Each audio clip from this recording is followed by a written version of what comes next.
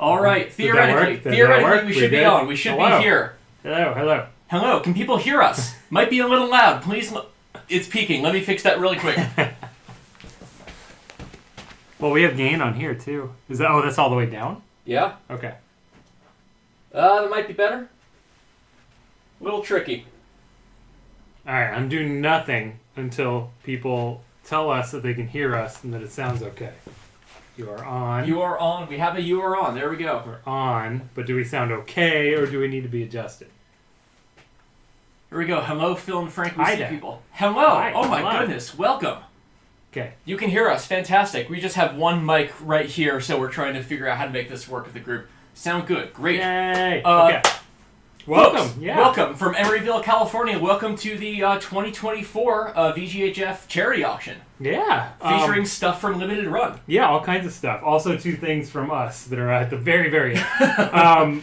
Yeah, so this is also, we hope, the end of our winter fundraiser. So we're attempting to raise a total of $30,000 so we can plan for 2025. And I should probably just have that open. Actually, I can bring that up really quick. Do you have a keyboard shortcut? I do have for a that? keyboard shortcut to bring up our donation page. Nice. Look at that. So what are we at? It's comping a little bit, but a little over 21K right now, I think is what we have. I think that's right. Can't see that at all. Maybe you at home can. The monitor is 20 feet away from us, so we're kind of squinting at it right now. So, so right now, yeah, we have about 21.5 in there. We have a little over, I think, 5K in current live bids on eBay, which puts us at 26, 27. So I did the napkin math earlier. So basically, we're hoping that there's another 3,000-ish that comes in as the snipes start coming in. As they will, as eBay auctions, as happens. Yeah, and I imagine, especially with sort of high-end, one-of-a-kind gamey things like this, I think most of the bids will be snipes. At least I hope. Yeah, I was surprised to see prices getting as high as they are days in advance, because usually it's a last-minute race at the finish. I hope that means something amazing. This could either be great or you'll have to fire me. Or lay me off. Isn't it? I'm not gonna fire you. Lay me off because we don't have money. No, that's not true. We have money. Okay. This is more trying to get us to grow. But yeah, even if we don't hit the number today, we've got until the end of the month. But I'd prefer to stop asking for people for money and maybe enjoy my Christmas. But Frank, we still have a chance to ask people for money before Christmas right now. So, in addition to this is our winter fundraiser season, which started on Giving Tuesday right after Thanksgiving. There are other ways you can support us as well, and if I could, I would scroll down that screen right now and show you some of them. But we have examples we can show you right now. In addition to monetary giving, we have a lot of merchandise this year that we're giving out. Do you want to switch the camera? Yes.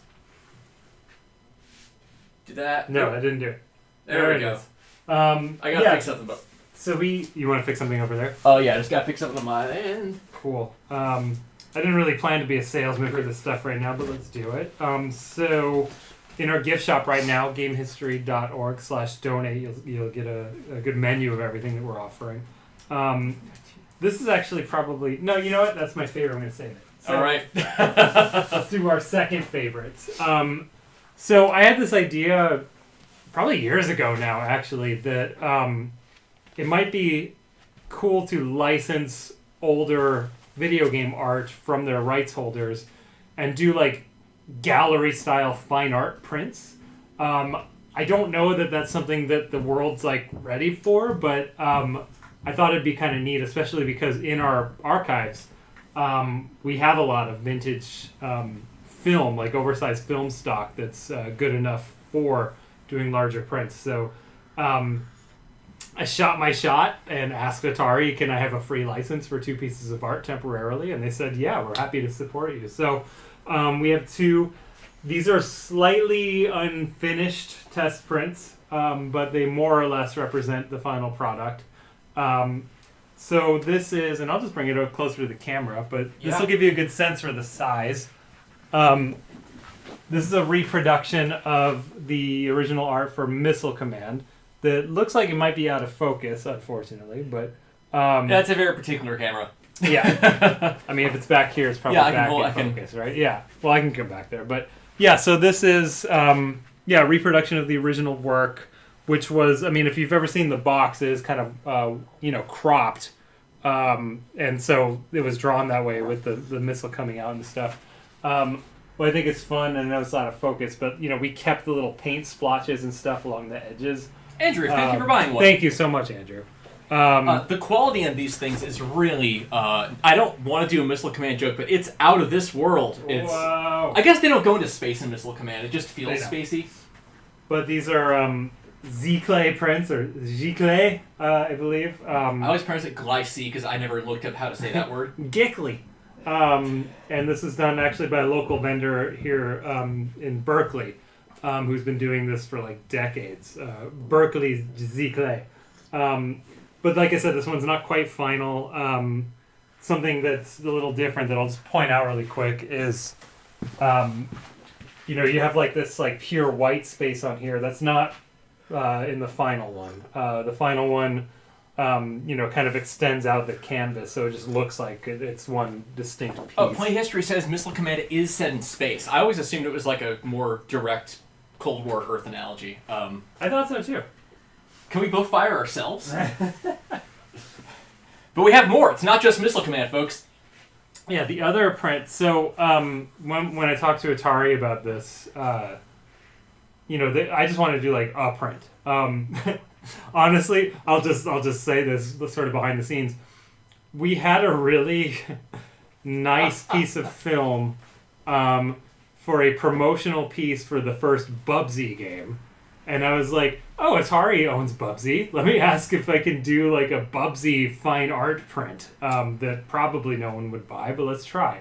I went to them and they're like, you could, but do you want to do Missile Command instead? I was like, okay, that probably makes more sense. But Tim Lapatino over at Atari, he's been involved in things like galleries, and I think he's been interested, like me, for a while now in seeing if there's a market for fine art prints for video game box art. So he was interested in trying more than one.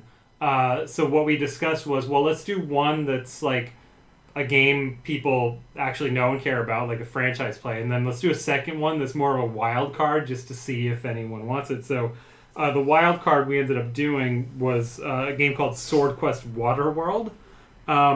This was the third in a planned... What's a four-ilogy?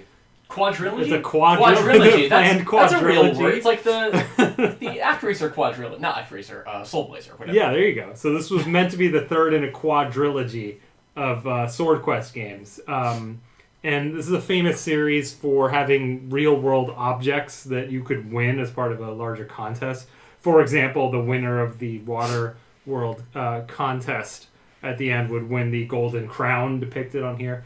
We don't know for sure if anyone actually won the Golden Crown, but the closest thing you could get is this nice print, I guess.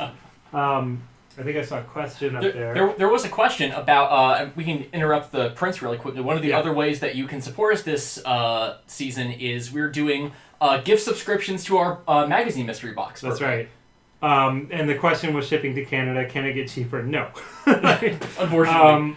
So, we put in the packaging dimensions and the weight, and we let Shopify sort of do the math on that and stuff. And for a long time now, I actually took international shipping just off of it because we got too many complaints about the shipping price. And I put it back on temporarily during December just to see if people wanted it. And unfortunately, it just really is expensive, and there's not much we can do about it. So the other prints. Well, we do have a question. Any plans for Rareware games? I don't really. What kind of plans do you mean for, like? I mean, do we have things in the archives? I don't. We might have some like marketing material, stuff like that for Rare games, but I don't think we have anything like crazy interesting. But we have a third art print. So this one is one of my favorite games of the year. Maybe my favorite game of the year. It's called UFO 50. And this is by Mossmouth and Derek Yu's company. Derek did Spelunky. among other things. And I actually went to Derek asking, can we possibly do like a piece of UFO 50 merch that we make ourselves? And he said, well, why don't I just draw you a piece of art? And you could do like an art print. I was like, great, I'm already doing art prints. So I love this piece. It's if you've played the game, this is very, very representative of sort of the tone of it.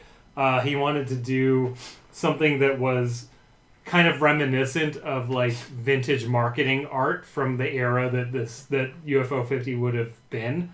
For those who've not seen the game, you should go check it out. It's like a fictional... It's a collection of 50 games for a fictional 80s computer that never happened. And it's made by people who really understand like what makes 80s Japanese computer and console games so interesting and weird.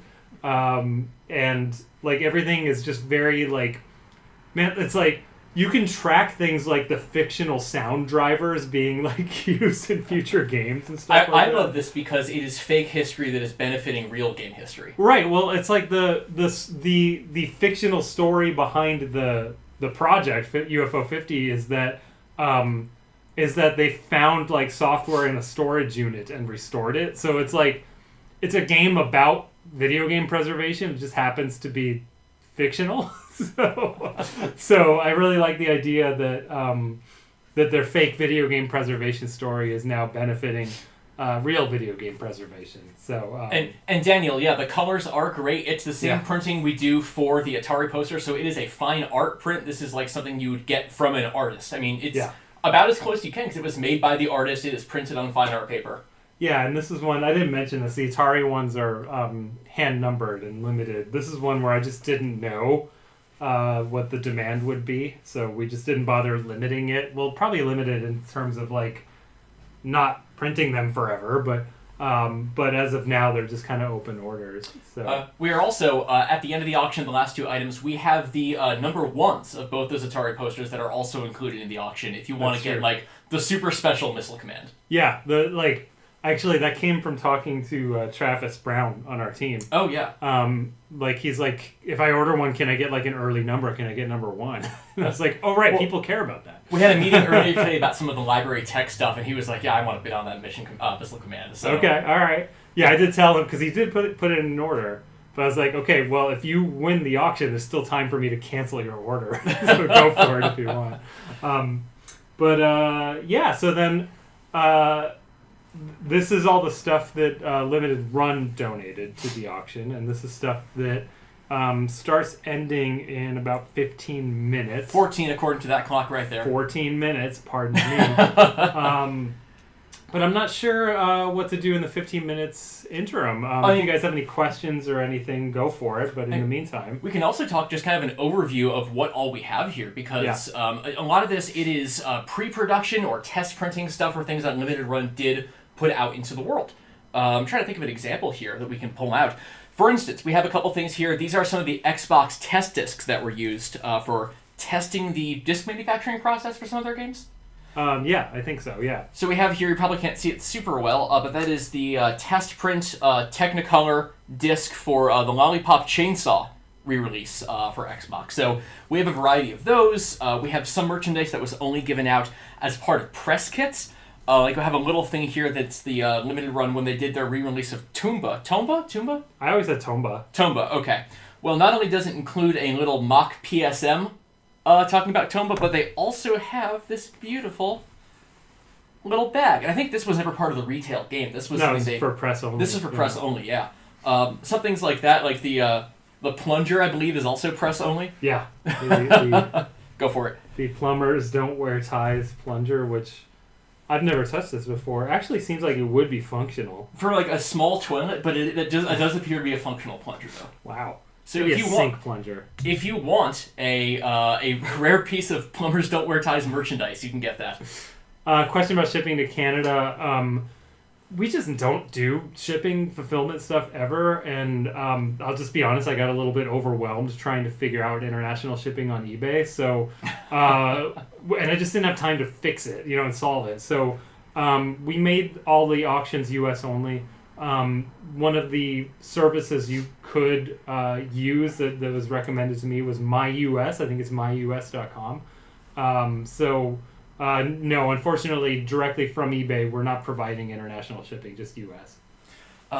Other things. You might notice here a bunch of large reflective things. If folks know like steelbook cases for video games, these are the printing proofs for steel cases. And in some cases, didn't mean that as a pun, but in some cases it is just a test printing of what eventually came out.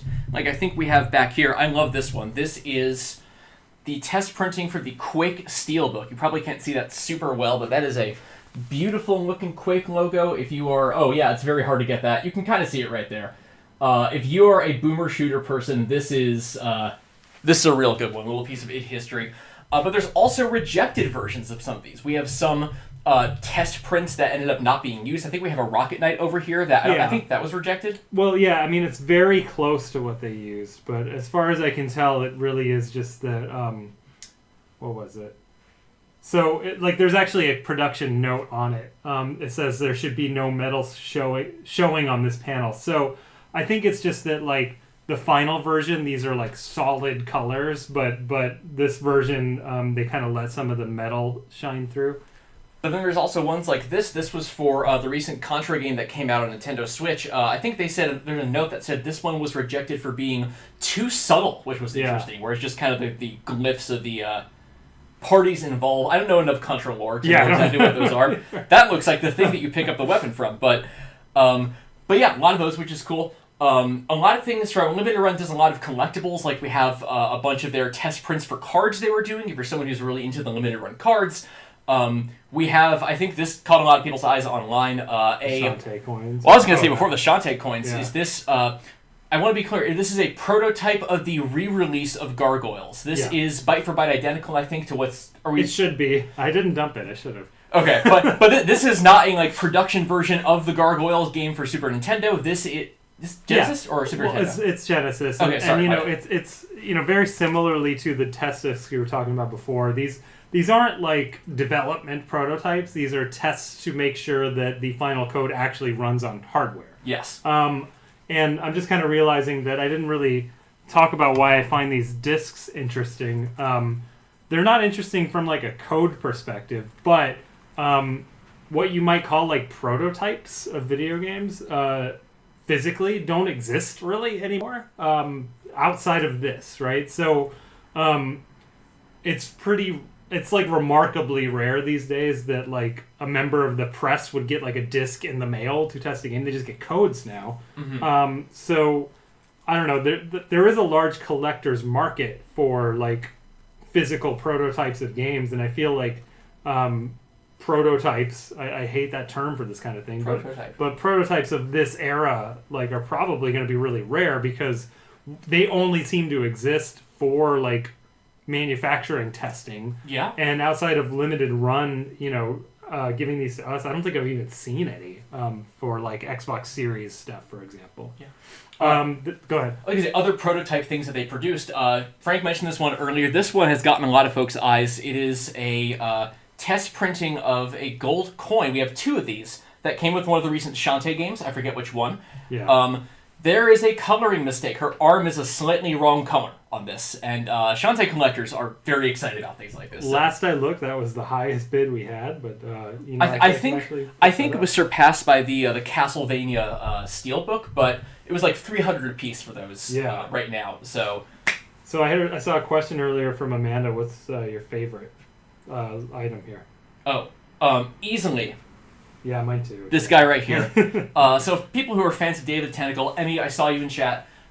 This is a prototype of a plush they made for the microwavable hamster in the game. And you can't see it super well, but the colors are a little wrong on it, and it has a very big, fat, rejected tag on the back. He just shows up so well in the promotional images that we've made and stuff like that. I want that to sell for $20,000. I want that to fund a salary. It's not going to happen, but that is my most coveted object here.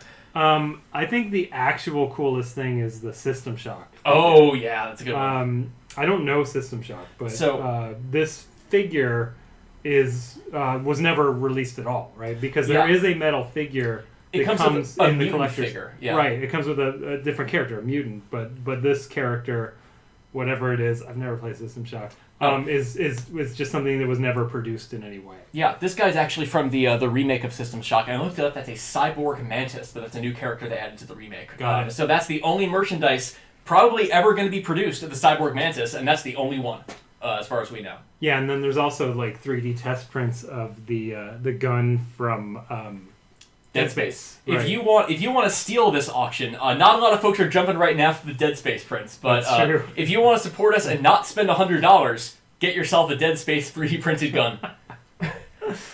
So let's see, we've got just over 6 minutes before the end of the first auction, which is going to be the Arzette pen. But yeah, I'm trying to think of other things that are exciting. There's a lot of LucasArts stuff in here, a lot of proof from LucasArts things. I'm a weirdo. I like Loom, and this one is really exciting. It is a test print of the physical book of patterns that came with their edition of Loom. Trying to think, just a lot of steel books. One of the other surprisingly high-priced items, if I can find it, was the Zombies Ate My Neighbors steel book. Yeah, which is on one of these, and I can't recall exactly which one it's on. I don't see it. It's somewhere here. Oh, might it be behind something? Yeah, some of these are doubled up. I just kind of left them as they appeared in the... Probably. No, that's also Sparkster. That's all. Where did it go? Oh my god. That's Force Unleashed. It's somewhere, folks. I swear to God. We gotta find it before the auction. We have 5 minutes. Hey, Mark DeLaura, yes, that is a test manufacture of the plush Glover that came with the re-release of Glover from Limited Run Games. Oh, there it is. That's right. It's yellow. That's why it was... Yeah, I mean, part of the print. It's like part of the printing process is these not very interesting looking solid colored things. I think that might be the outline of the foil. Maybe I'm not sure, but yeah, there's the the test print of the steel book. Oh, it's a double. It's Ghoul Patrol and Zombies Ate My Neighbors, double sided. And in fact, hold this. I'm gonna run to the archives. All right. To show something fun with that. I'm going to put this back, but while Frank is doing that, I also want to bring up another thing we have that's kind of off to the side here. We have a lot of test printings they did of other stuff. Specifically, we have a lot of test printings of the River City Girls trading cards they did. So let's find a good one here. These are super shiny. This is a full sheet of the River City Girls. Frank, who's your favorite River City Girl? I've never played it, I don't know. Well, mine's Misako, so... But these also, again, it's weird to see a full foil sheet, but this is a thing also. We have them over here because we don't have a ton of space. Some other larger items we'll bring out as we go, things that are rolled up in tubes, but we only have so much table, and we only have one limited run blanket to put over it. This was a Christmas gift from them to me last year, and I've just never taken it home. So the Zombies print that's on there, we actually provided the art for that because in our archives we actually have the original... I don't know if that's even remotely viewable, but we have the original composite film. So, like, that's the Screaming Woman, that's the background, that's the logo. So these actually came from our archive, and that's what we provided to Limited Run for their printing, which I thought was pretty cool. We didn't have anything for Ghoul Patrol, though. Oh. All right. Oh, my goodness. Okay, so, I guess I can switch over to the getting ready to sell stuff screen because... 3 minutes.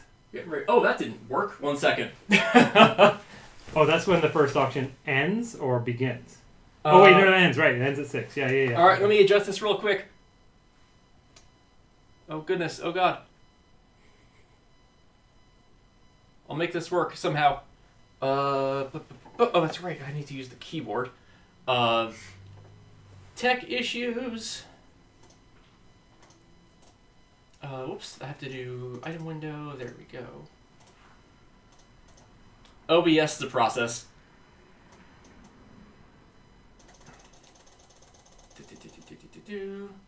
Surely I can do this faster than clicking rapidly. What are you trying to do? Just crop it so it actually displays correctly. Oh, got it.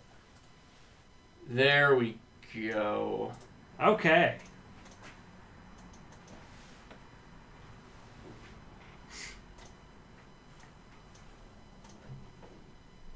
So yeah, this first auction is another press-only thing. It's a button for the game Arzette.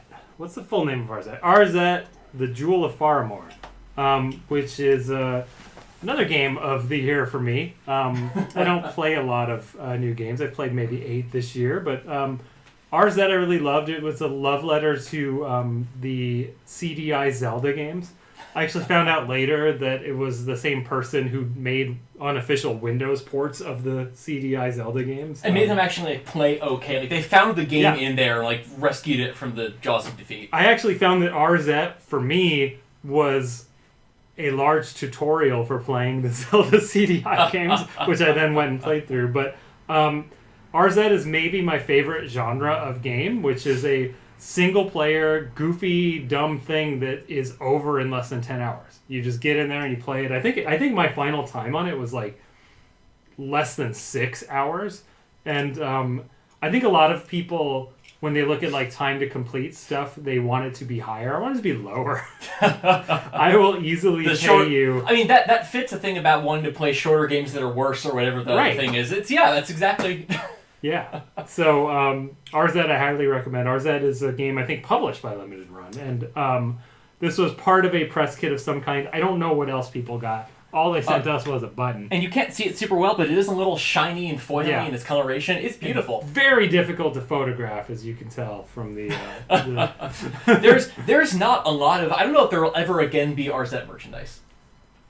Unless they do a sequel. Right. I don't know. Yeah, I don't know. I mean, they've already done their collector's edition and stuff, so I have a hard time imagining. Well, their big thing was the faux CDI controller, right? Oh, yeah, that's right. Like that's right, the not wireless, but the single-handed.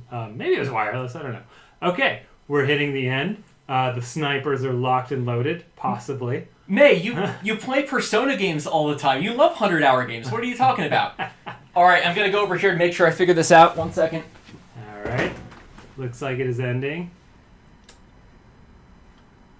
Ended, and final bid on that is $72.55. Oh, nice for a small pin. All right, so I'm going to start tallying this up, but we got another one. Okay. Got the Axiom Verge prototype figures. Oh yeah, these are cool. Hang on. These are pretty delicate, but I'm going to bring them up just to do it. And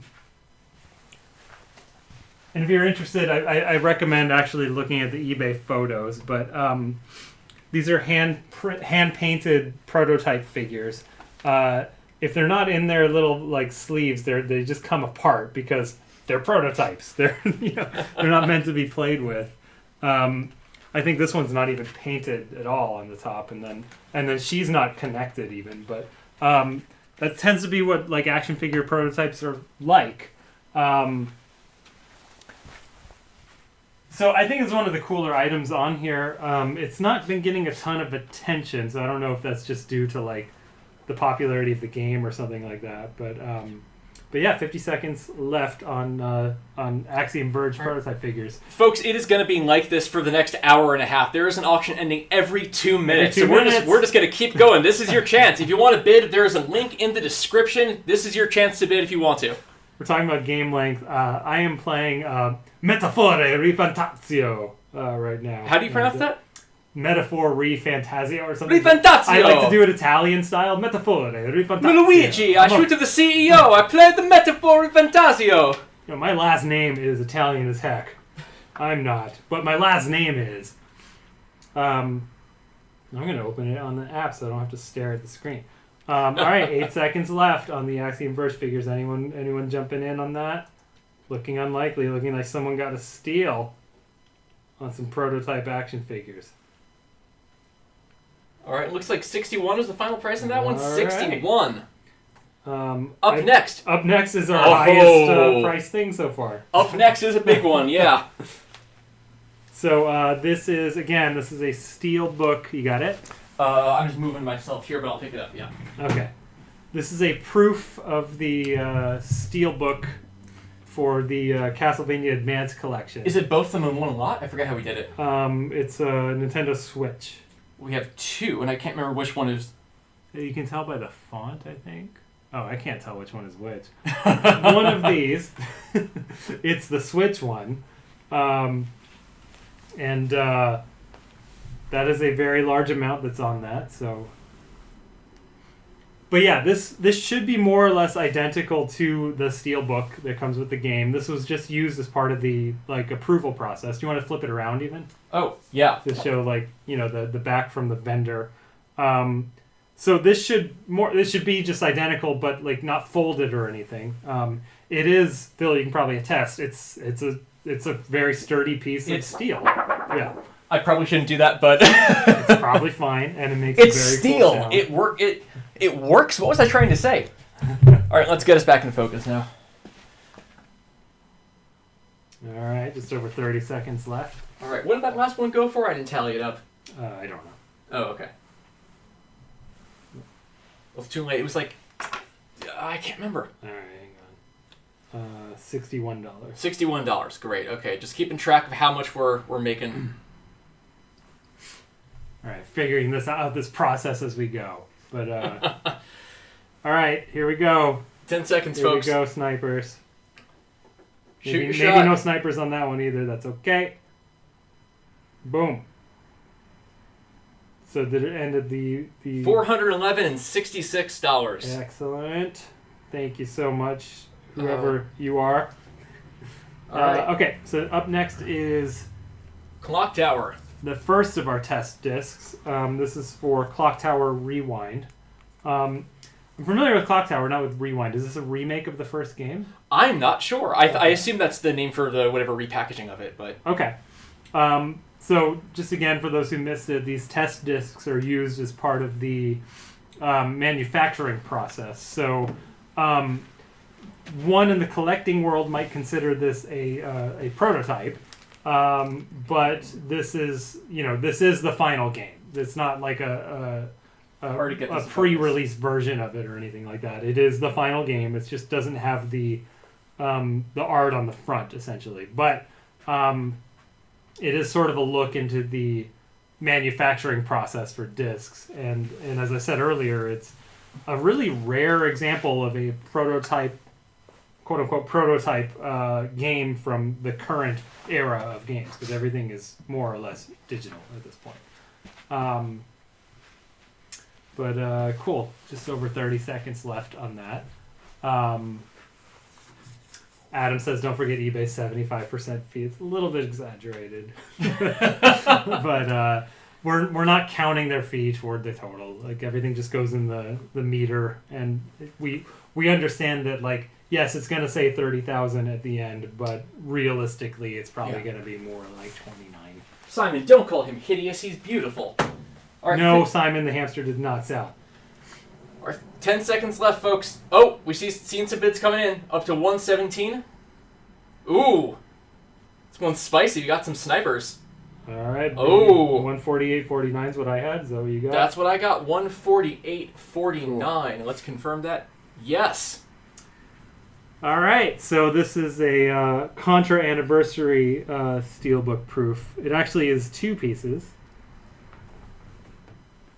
Is that it? Yeah. Yes, both those, yes.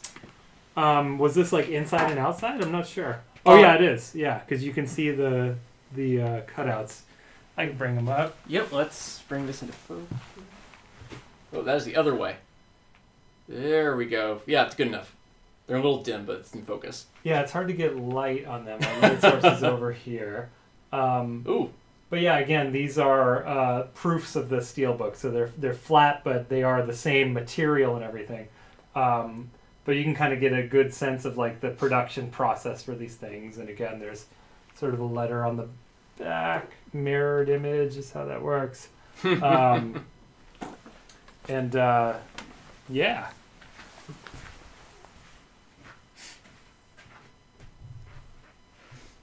then I have this open. We got about 45 seconds left.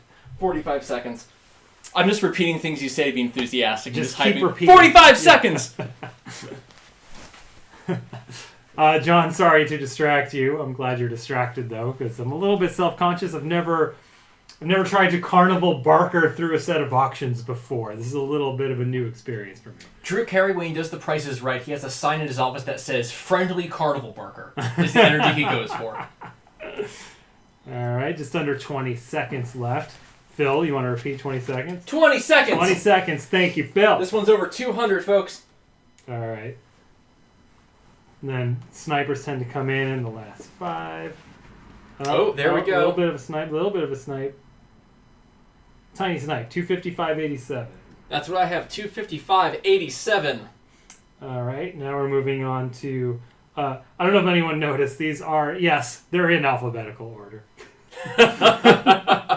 We got more Contra. Surprising amount of Contra representation. Yeah, this is the Operation Galuga Steelbook proof. This is These the two Switch ones, right? one. Well, it's Switch. We did Switch and PlayStation separately. Oh, okay. So I think this the first one up is Switch. Yes. So it should be that one. Right? Yeah.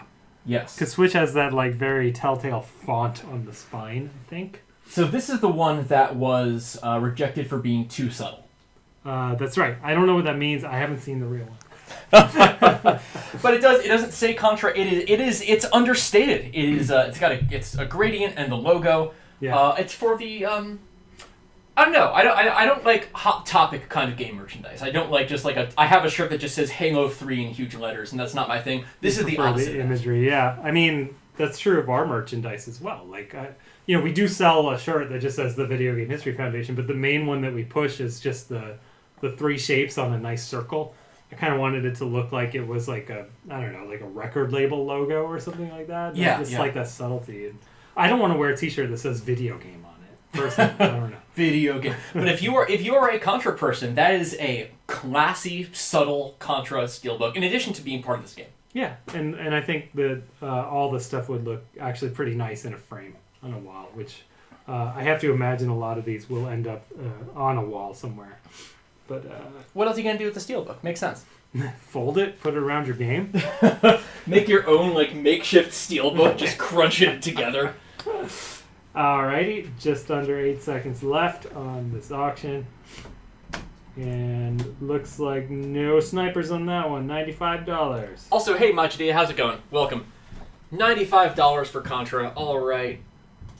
My prediction is the PlayStation version will also have no snipers, because the Switch ones we know are way more collectible. Also, with that, we've passed $1,000 raised so far this auction. We're at $1,044. Yay! It is yay. It is yay. Gonna take this opportunity to adjust some of these layouts. So Nick Gamer is saying, I hope we get more information on the lost levels of Sonic 2 in the near future. I don't know what else there is to know. Like there's not a ton of work was done on them. The thing that's still left is Yasuhara's actual like level designs. If you watch that video, you saw the Genocide City level layouts. We believe that there were level layouts for the other levels as well, at least the desert one. So yeah, to your point, I guess there is more to know. And we wanted to talk to Brenda too, which we weren't able to get to this year. Yeah, I did promise I'd talk to Brenda, didn't I? I should talk to Brenda. We got 20 days left, Frank. I did say next year, last year. Well, last year I said the library was coming out this year. But she also said the December's really busy for her, so I'm not going to bother her right now. Anyway, Contra, PlayStation Steelbook, ending fairly soon. What's a Galuga? Do we know what a Galuga is? It's the whales in Contra. Are those called Galugas? No. Oh. I was trying to make a joke about it. Yeah. Baby Galuga. Well, it's Operation Galuga, but I don't know. Yeah, it's not called Contra Baby Galuga. You're right.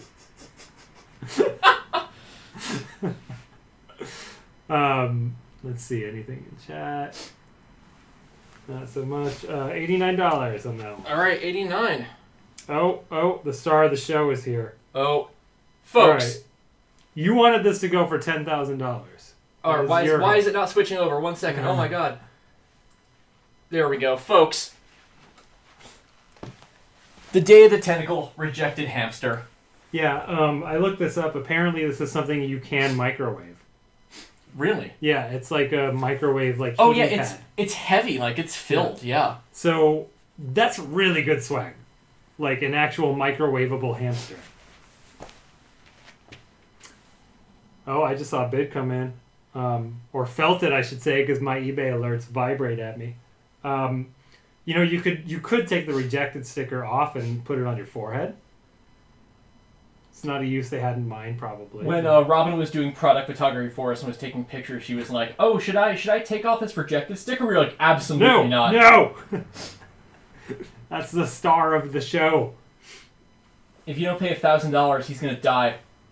I don't think we can promise that. No. No. Okay. But if someone wants to bid $2,000, I will kill it. If that's what they want. Like, that's a request. Like, I'm paying money for you to not give this to anyone. You have to destroy it. Oh yeah. Like if you want to make an artistic statement, you could win this auction and have me destroy it on camera. You just have to message the eBay account from your eBay account. But I will do it. I will destroy this hamster on camera tonight for $2,000 if you're the high bidder. And you want me to. If you're the high bidder and you don't want me to, I won't. Do you just want to destroy it? No, I just want us to raise more funding. What a steal! $225.50 on the star of the show tonight. Oh my goodness! The day of the tentacle hamster. I'm sorry it didn't go for $10,000. Well, we can dream. I'm sorry. But next up, we've got the steal of the show. Yeah. Actually, if this one doesn't get many more bids, this will be a really funny steal. So, these are prototype plasma cutter keychains from the limited run release of Dead Space, the collector's edition. This is not an item that they manufactured at all. This is just a test that they ultimately rejected. They do have two sizes. You're holding the large model. The small model is, I think, the same model, but just slightly smaller. Oh, I just got a bid. $15.50. All right. $15.50 on that. There we go. Okay. For some reason, it crossing over from 10 to 15 made me, relieved me. I'm like, okay. It's not a $10 unreleased piece of Dead Space merchandise. 15's okay for some reason. 15 I feel good about. I was going to be embarrassed by 10. You ever played Dead Space? I've not played any of them, no. Or the new one, or, I'm not a horror person. Right. I haven't played Clock Tower, I haven't played most. I haven't played a single Resident Evil game, ever. I played 4. Oh, okay. I don't know if that counts as a Resident Evil game. I guess it does now. It's called Resident Evil. Yeah, but it wasn't like the other ones at all. I am a Silent Hill guy, at least Silent Hill 2. I suspect that there's no reason for me personally to go beyond 2. Haven't played the remake yet, though. I'd like to. All right. Dead Space guns. This is it. 15 seconds left on these fake tiny guns. Fake tiny guns is... fake plastic guns. Fake tiny guns. Fake plastic guns is my favorite Radiohead song. Just like the real. All right, $20. I feel good about that. $20.50. $20.50 feels good. $24. $24. 24. Right at the end. 24. Well done, folks. All right, up next is a reject Doom key. Now, we don't have a final one to compare with. Well, actually, they do mention what's wrong with this one. Well, it's missing color on one side. Yes. So I believe this is the final production key. It's a misprint, though, where there's no red coloring on this side. So if you flip it around, you can see the intended color. So this one just kind of came off the manufacturing line. Came out wrong, like me.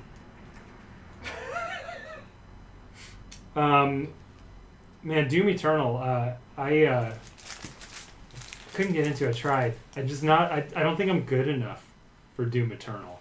I don't mean as a person. You have I think I'm good enough as a person. You have 40-year-old reflexes. Is that? Maybe. It just felt like I don't think it's reflexes. It was just I was always out of ammo and I didn't understand why. Oh. So it's I didn't grow up learning the language of that kind of game. Got it. Yeah. But it wasn't just me. It was my wife Amanda as well. We both had the same issue, and she played the Doom that came before that. Adam Harding has a good point. I have to do the thing that makeup YouTubers do. Right. I have to put my hand behind it so you can see. It's okay that it's blurry. I'm okay with that. Well, to get the color, that's the. Oh, I see. There you go. Except the lighting's poor here anyway because our light is pointing at the table and not at this. Question, is there any more discoveries about Sonic 2's development? Not that I know of. It's I don't know if there's much more to say. You Folks, 10 seconds for a piece of Doom, minor piece of Doom history. You mean a beautiful reject. The original name for this nonprofit. $51. $51, all right. Up next is, I was surprised on the bids on this one. So this is a Sega Genesis prototype of the re-release of Disney's Gargoyles. I have a hard time saying gargoyles. I have to like pause in the middle of that word. That feels like a gargoyles. Like I don't know, like in a television game, gargoyles. Like I can picture that being said in like an old like 2-bit voice. So this is not a vintage in development from the 90s prototype of Gargoyles. This is a test version of the limited run re-release of the cartridge to basically ensure compatibility on real Sega Genesis consoles and possibly things like the Mega SG and more modern stuff. But yeah, 280 on that so far, which I'm really pleased by. So yeah, it's made with new parts. That's a new plastic mold, and that's a modern sort of development board in there. But to go back to earlier, someone was asking about Sonic 2 development stuff, and I just wanted to say really quickly that, you know, I think part of the point I was trying to make in that video was that there's not really much more to think about here, you know, like we might like pick and prod at very minor details at this point, but what I will say though is that we talked about 3 artists last time in that video.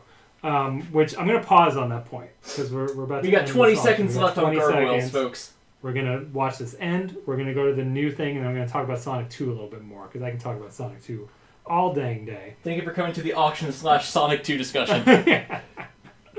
B-17 Bomber. Exactly, Toastman. That's why. Gargoyles. All right. Firehouse. I got 280 on that. 280. No one was willing to top 280. All right. Oh, Glover's here. Oh, it's Glover time. Damn, I wish I could play Glover. So this is a plush sample. I don't know if it's any different than the final one. I think it might just be like the final approved sample, but it is a sample. CBS in chat got the key. Hell yeah. Sorry, CRS. You're far away. It looked like a B from here. Thank you so much. Yeah, so just to go back to Sonic 2, something that is new is that, so we talked about 3 American artists in that video that we did about a year ago. So Brenda, of course, we did the tape of, and actually, I don't know if the tape's in view. Like, we actually have it over here. Oh, we're blocking it with Glover. Yeah, that's the actual tape that we encoded from Brenda is right here. I think that's in view right now. So yes, we proudly display that thing. But there was also, well, long story short, we had Craig over, Craig Stitt, who was the 3rd artist. And I had him he brought over, I should say, I didn't have him. He brought over everything he had from his days at Sega.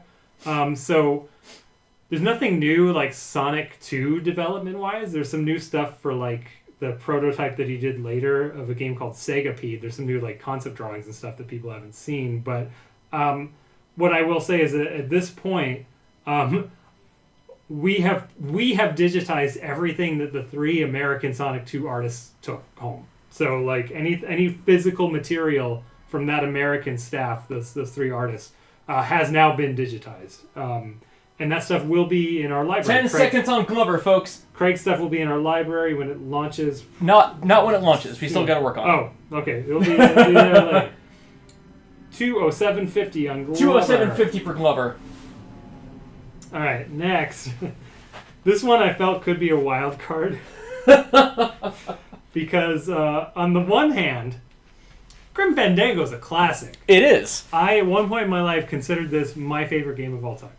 On the other hand, it's a tiny little 3D print that's a little bit sad looking.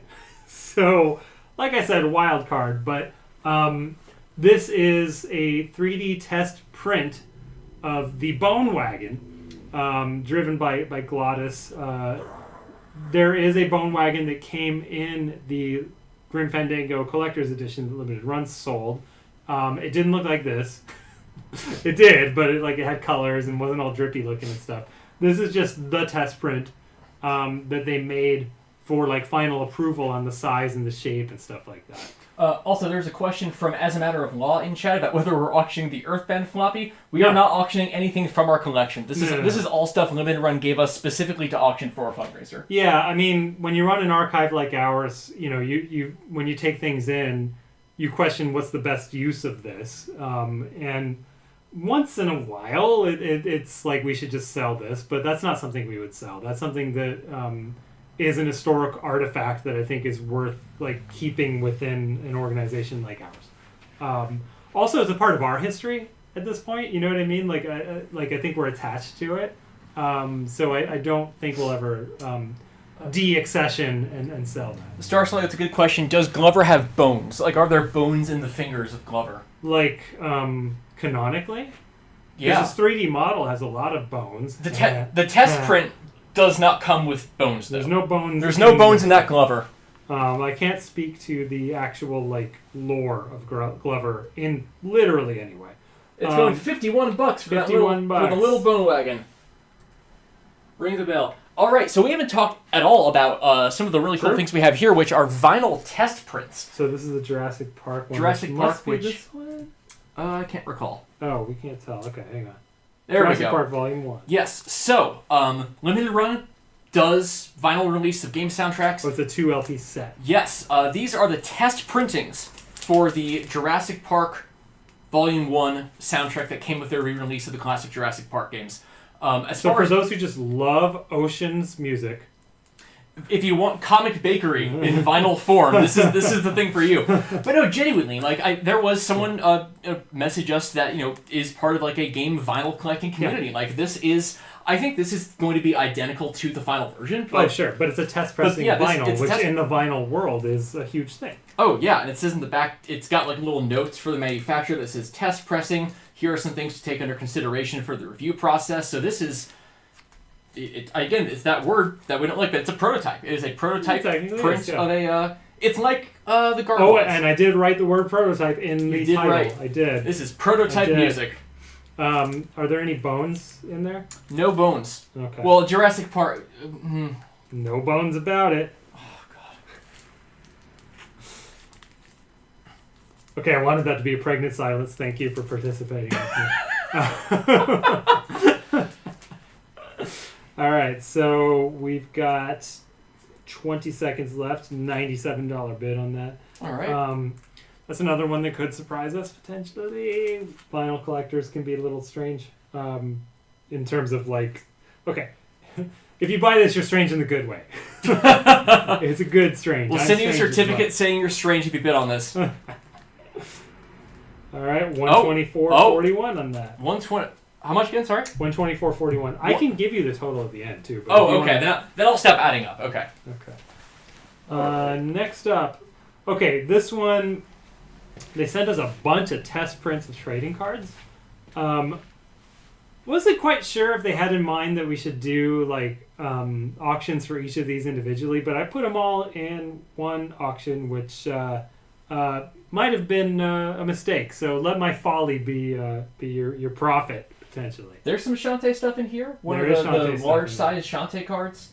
There's some Dodon Pache. There's no Dodon Pache merchandise. I didn't know that was even a thing. So if you are a DDP superfan and you want to celebrate that to the fullest extent of the jam, there's the 4-card Shantae set that puts together the key art from I think the Game Boy Color game. But yeah, again, these are... So, I mean, just to kind of do like an overview thing, this is stuff that Limited Run like can't sell, because these are not like retail products.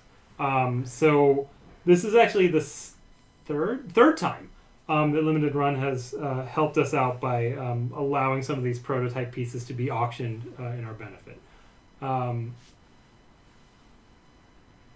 Maybe you got the box of this and you want the proof trading card.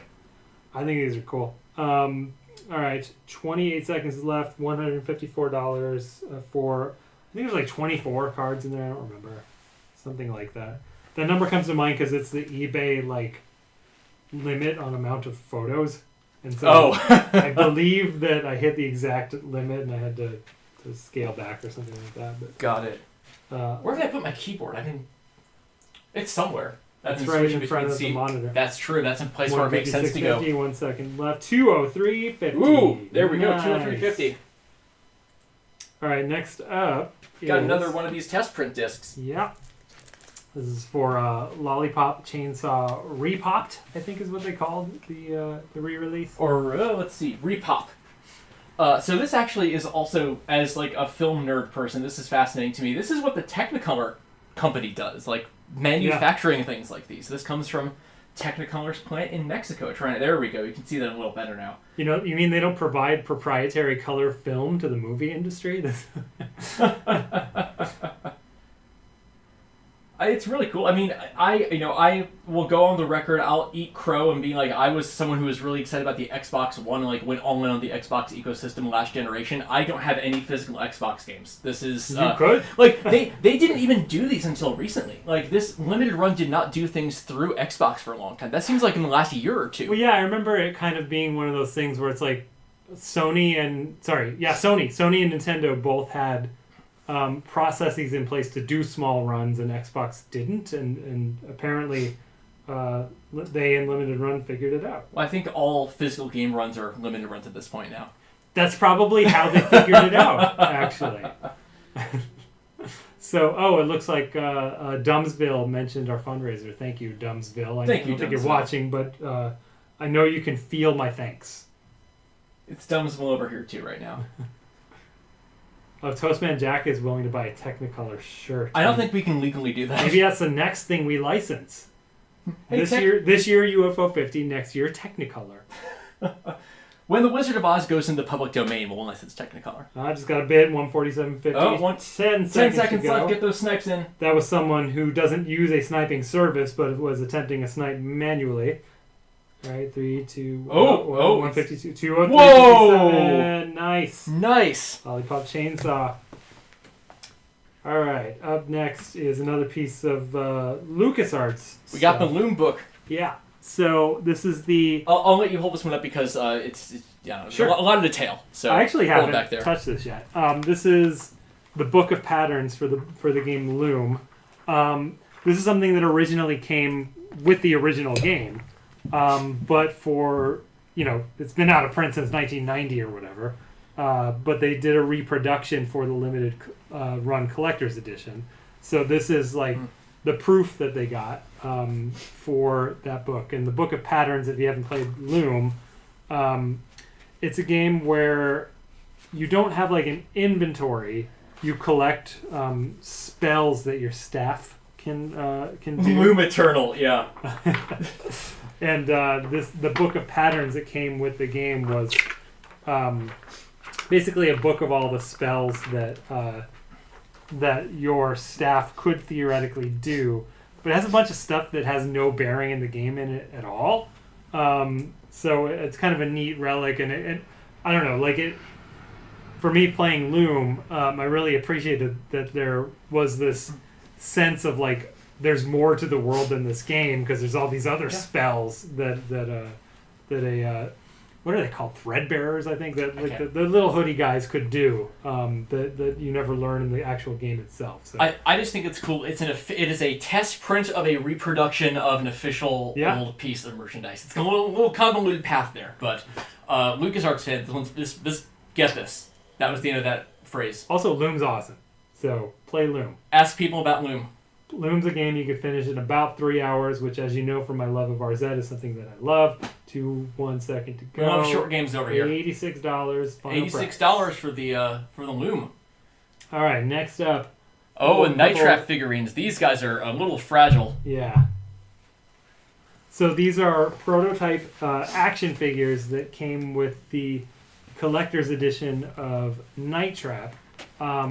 They come with backing cards that are unused as well. So like if you could separate those, there you go. There's no glue, no residue. It's the straight original backing card.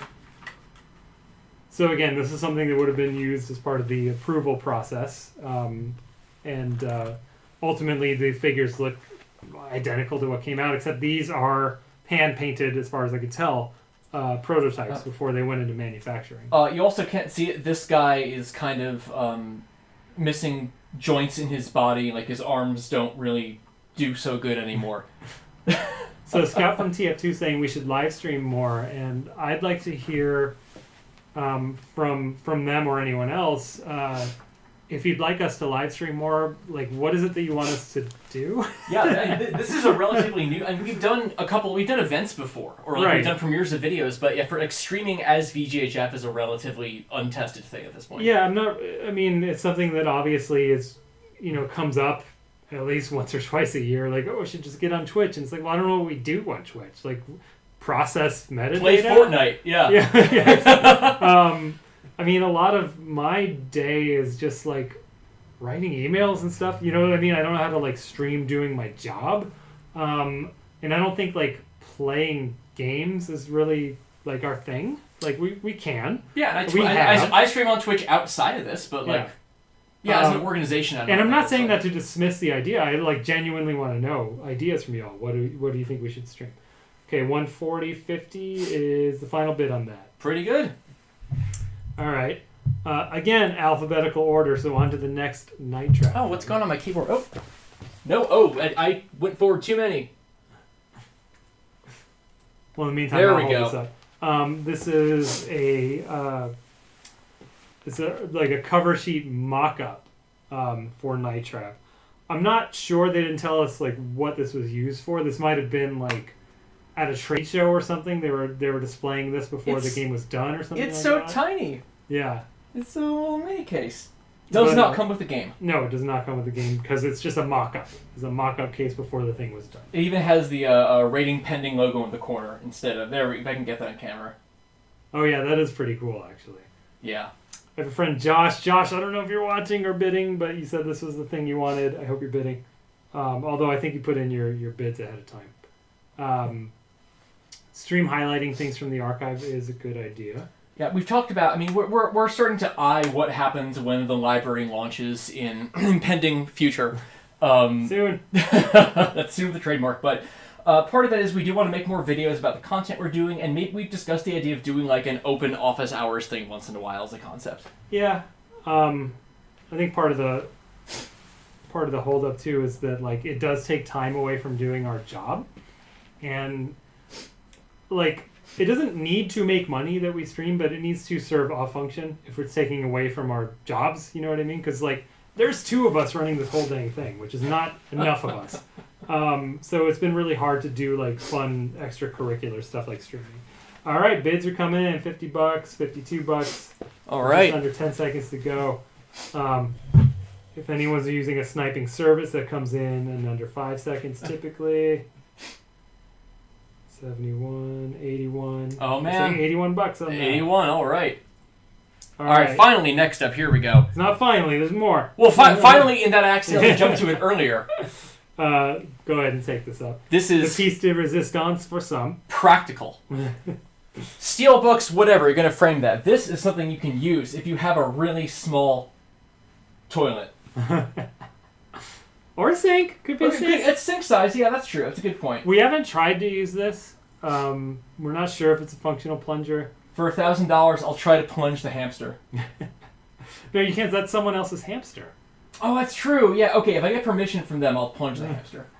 But if you're the bidder and you want, we'll I don't know, we'll switch to a phone and live stream us plunging something.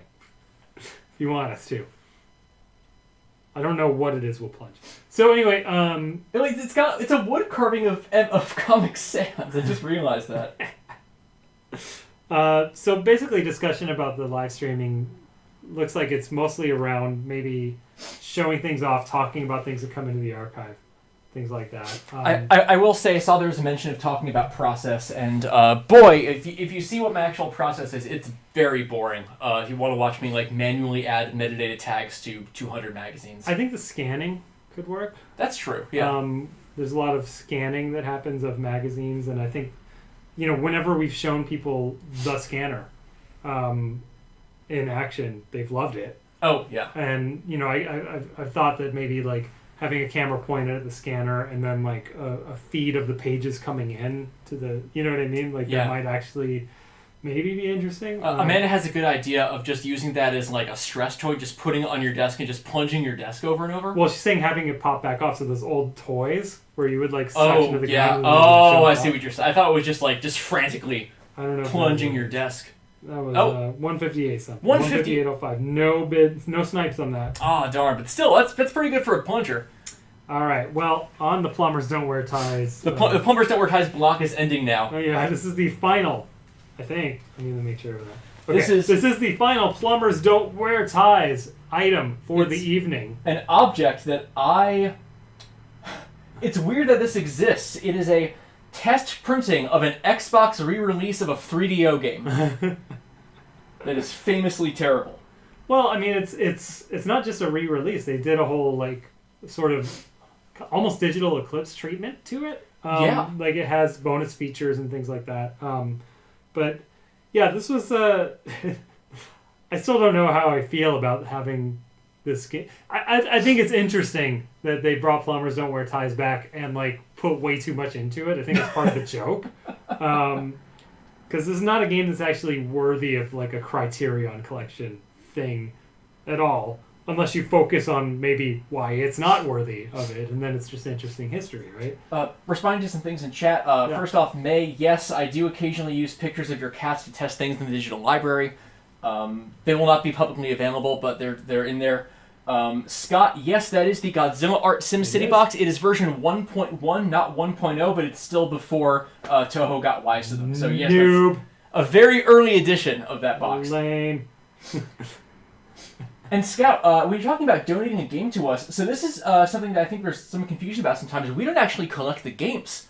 Yeah, very rarely. Like, like historically significant things that display well, we might occasionally bring out for exhibits, but we don't tend to collect retail video games. Let's talk about that in another 5 seconds. 113.50, 3 seconds to go. Is this going for more than the plunger? Oh my god, 212.50. Whoa! 212.50. Probably went to someone who has the plunger. Because I hope the same person bought both of those. That's true, because there were no snipes. They might have already just had a bid in. All right, next up is the Quake. Where's my beautiful Quake? Where do we put it? I don't think I have. Ah, there it is. All right, why don't you bring that up, and then I'll talk about games. So again, going back to the question, this is real quick. Quake, Steelbook proof. It is very hard to get this in good light, but you can... It looks cool, probably. I don't know, it does look very cool, but it's very hard to see that there's like a very subtle, you can see it right there, a very subtle Quake logo embossed on it. So anyway, yeah, like we don't... We'll take in people's like game collections if they want to donate them in the same way that like they donate a car to a thrift store. You know what I mean? Like we take game collections if you're okay with us just selling them like this as a fundraiser, but...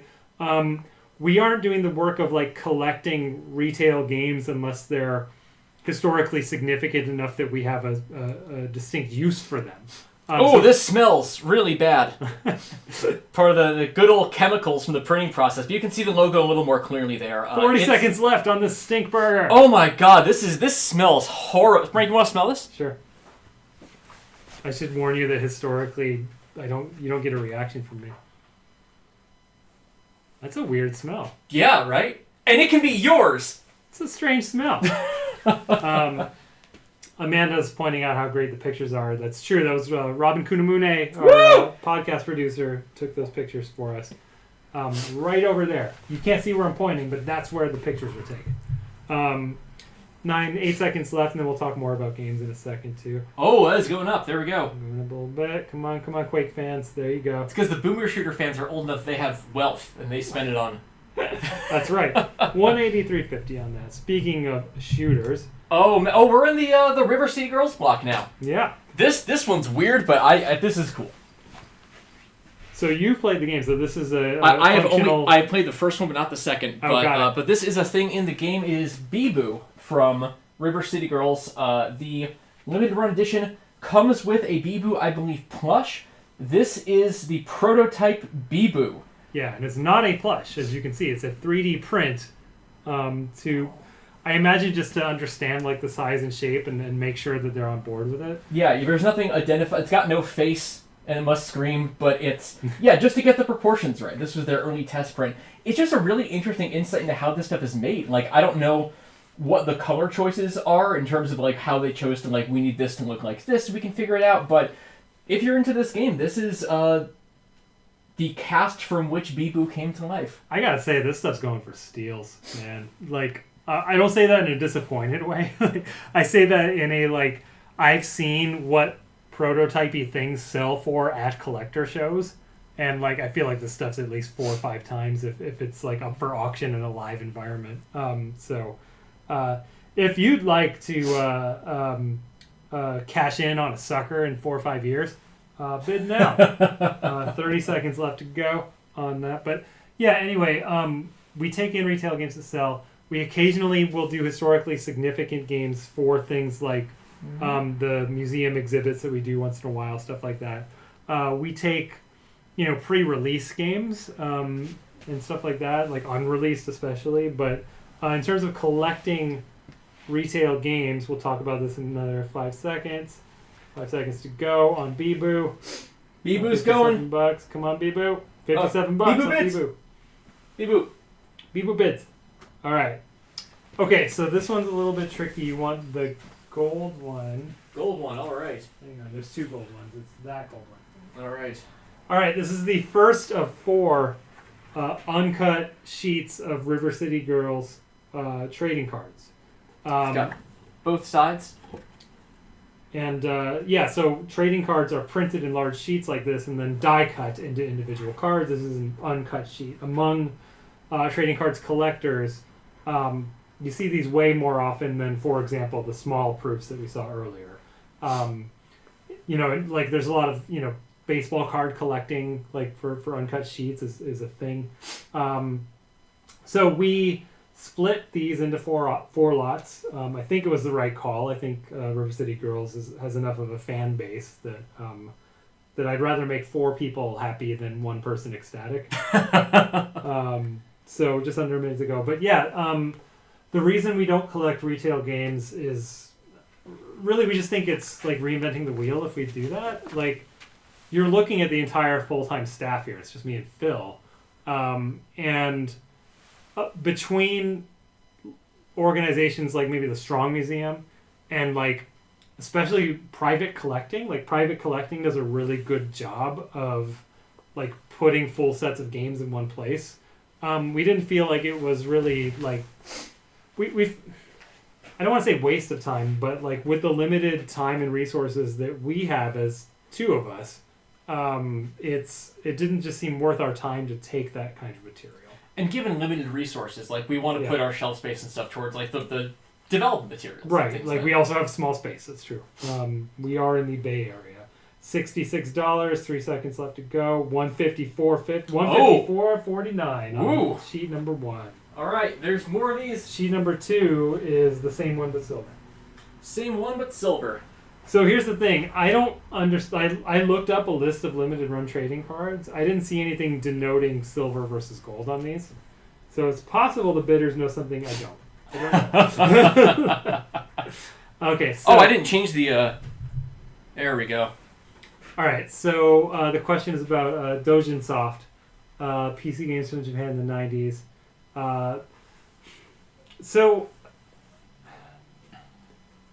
We're not currently collecting those. That said, I don't know what organization does. I would say that first of all, just like see if they've been digitally preserved in some way. And then, because that I think is the most important thing, that they're available to people who want to access them in some way. And if they're already on the Internet Archive or something, great. That's kind of where like the highest need is for stuff like that. And then in terms of physical preservation, honestly, I find myself wondering if the Strong Museum might be collecting stuff like that. I would ask them, and I'd be happy to connect you. But also, yeah, to Ethan's point, the Game Preservation Society in Japan likely has a physical archive of that material, and I don't know if they're missing the stuff you have, but those would be the 2 resources I would talk to in terms of like taking something in physically like that. We could. I just don't like it doesn't really fit what we're doing, and you know I don't want to be responsible for it if I can help it. How much time we got left in this guy? 15 seconds. 15 seconds. $52. You can't see it. There's a giant light right over here that makes this just look beautiful. Look at that foil. All right. 5 seconds to go. Maybe they did know something about the gold ones. Are the gold ones rarer? Must be. It just ended at 58.50. 58.50. All right. Well, speaking of gold, let's see how this one does. So another gold set. This is a different card design. It's a different card number, right? What number is that? This 367. Yes. So lot number 3 of 4 of River City Girls uncut trading card sheets. Toastman Jack is saying, I wish there was an organization that collects rare PCBs. Oh, look at the light's catching it now. I mean, you mentioned Tangram Q. Like, Tangram Q is an unreleased SNK game. It's something that we tried to locate when, for those who don't know, I used to produce game compilations, and one of mine was SNK 40th Anniversary Collection, and we tried to, find one at the time. We couldn't, but it just got added to MAME in the last release. I don't know what the source of that was, but I'm really happy to see that. Really outdates our collection, where I had these like terrible photocopied screenshots, like the best I could get, and I asked someone who used to work at SNK who remembers it being in the lobby, like, okay, explain to me how it was played. And I tried my best to describe it just so it was documented somewhere in this commercial product, but now it's just in MAME, and hopefully I didn't get it too wrong in the collection. I don't know. 25 seconds left to go on Goldie number 2 here. Beautiful. These are really nice, actually. It's hard to see that. Maybe. Well, no, it's not hard to see. Yeah, again, it's great on the light. Yeah. Okay, bids are starting to come in. $66. 10 seconds to go. If you don't get this, you're not a real fan of River City Girls. That's true. We're the gatekeeping foundation here. $76. Not as popular as the other one. $76. 76. And then the end of the River City Girls block. I don't have that. Oh, this is the 4th one? Yeah. There we go. It just wasn't showing up in my feed. Got it. Let me see. And it's the silver variation of that. This is, you're right. The end of the River City Girls block of the VGHF 2024 holiday fundraiser. We didn't really name it. Yeah. The end of these eBay auctions. I just want to hang this up and just do this. It's beautiful. It's really nice. So, again, this is an uncut sheet. Trading cards tend to be printed on large sheets like this and then die cut later. In the trading card world, these are considered pretty hot things. I have a couple uncut sheets in my personal collection. Nothing to do with video games. I was gonna say, of what? That's the. So I really liked The Tick, as in the comic and the cartoon and stuff like that. And before the cartoon even came out, there were these. They probably made 100 sets or something. There were these trading card sets for The Tick. It was all Ben Edlund original art and stuff like that. All these characters that never made it in the comic because he ended up doing the cartoon show and leaving the comic behind. I have the 2 uncut sheets that comprise the entire set in my my weird little Tick collection. I don't do much private collecting, but I ended up collecting all the Tick comics in the 90s. I've been collecting Mr. Domino merchandise, and it's easy because there's not much of it. I'm holding out for the Mr. Domino backpack. One day I'm going to find that. Well, I think that's the best kind of collecting, is that very small finite set. Oh yeah. 4 seconds to go. 3. All right. 2. Nothing at the. Nice. 69. I hate that I still just react with nice.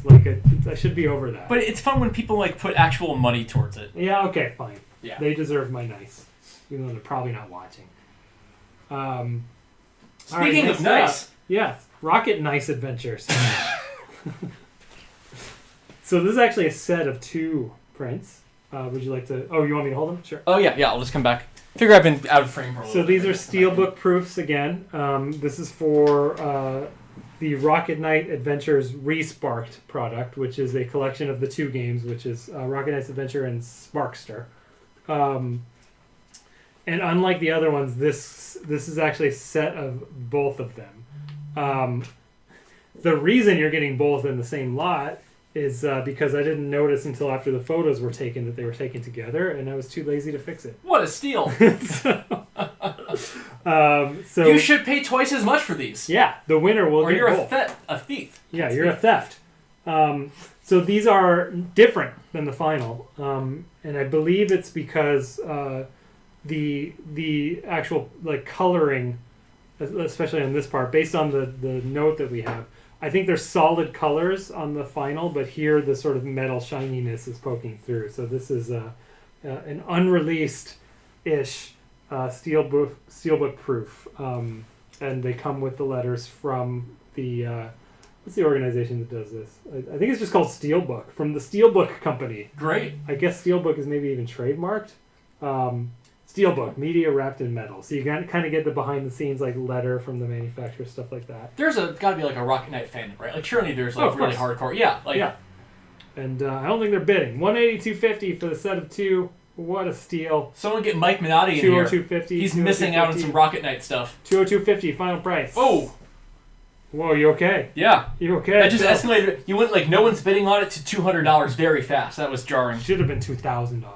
Right. It's not the hamster. That's right. Speaking of not the hamster. Rugrats they kind of look like hamsters, Rugrats. I know we have at least one person in chat who has said they are interested in this one. This is another one of the Technicolor Xbox print discs.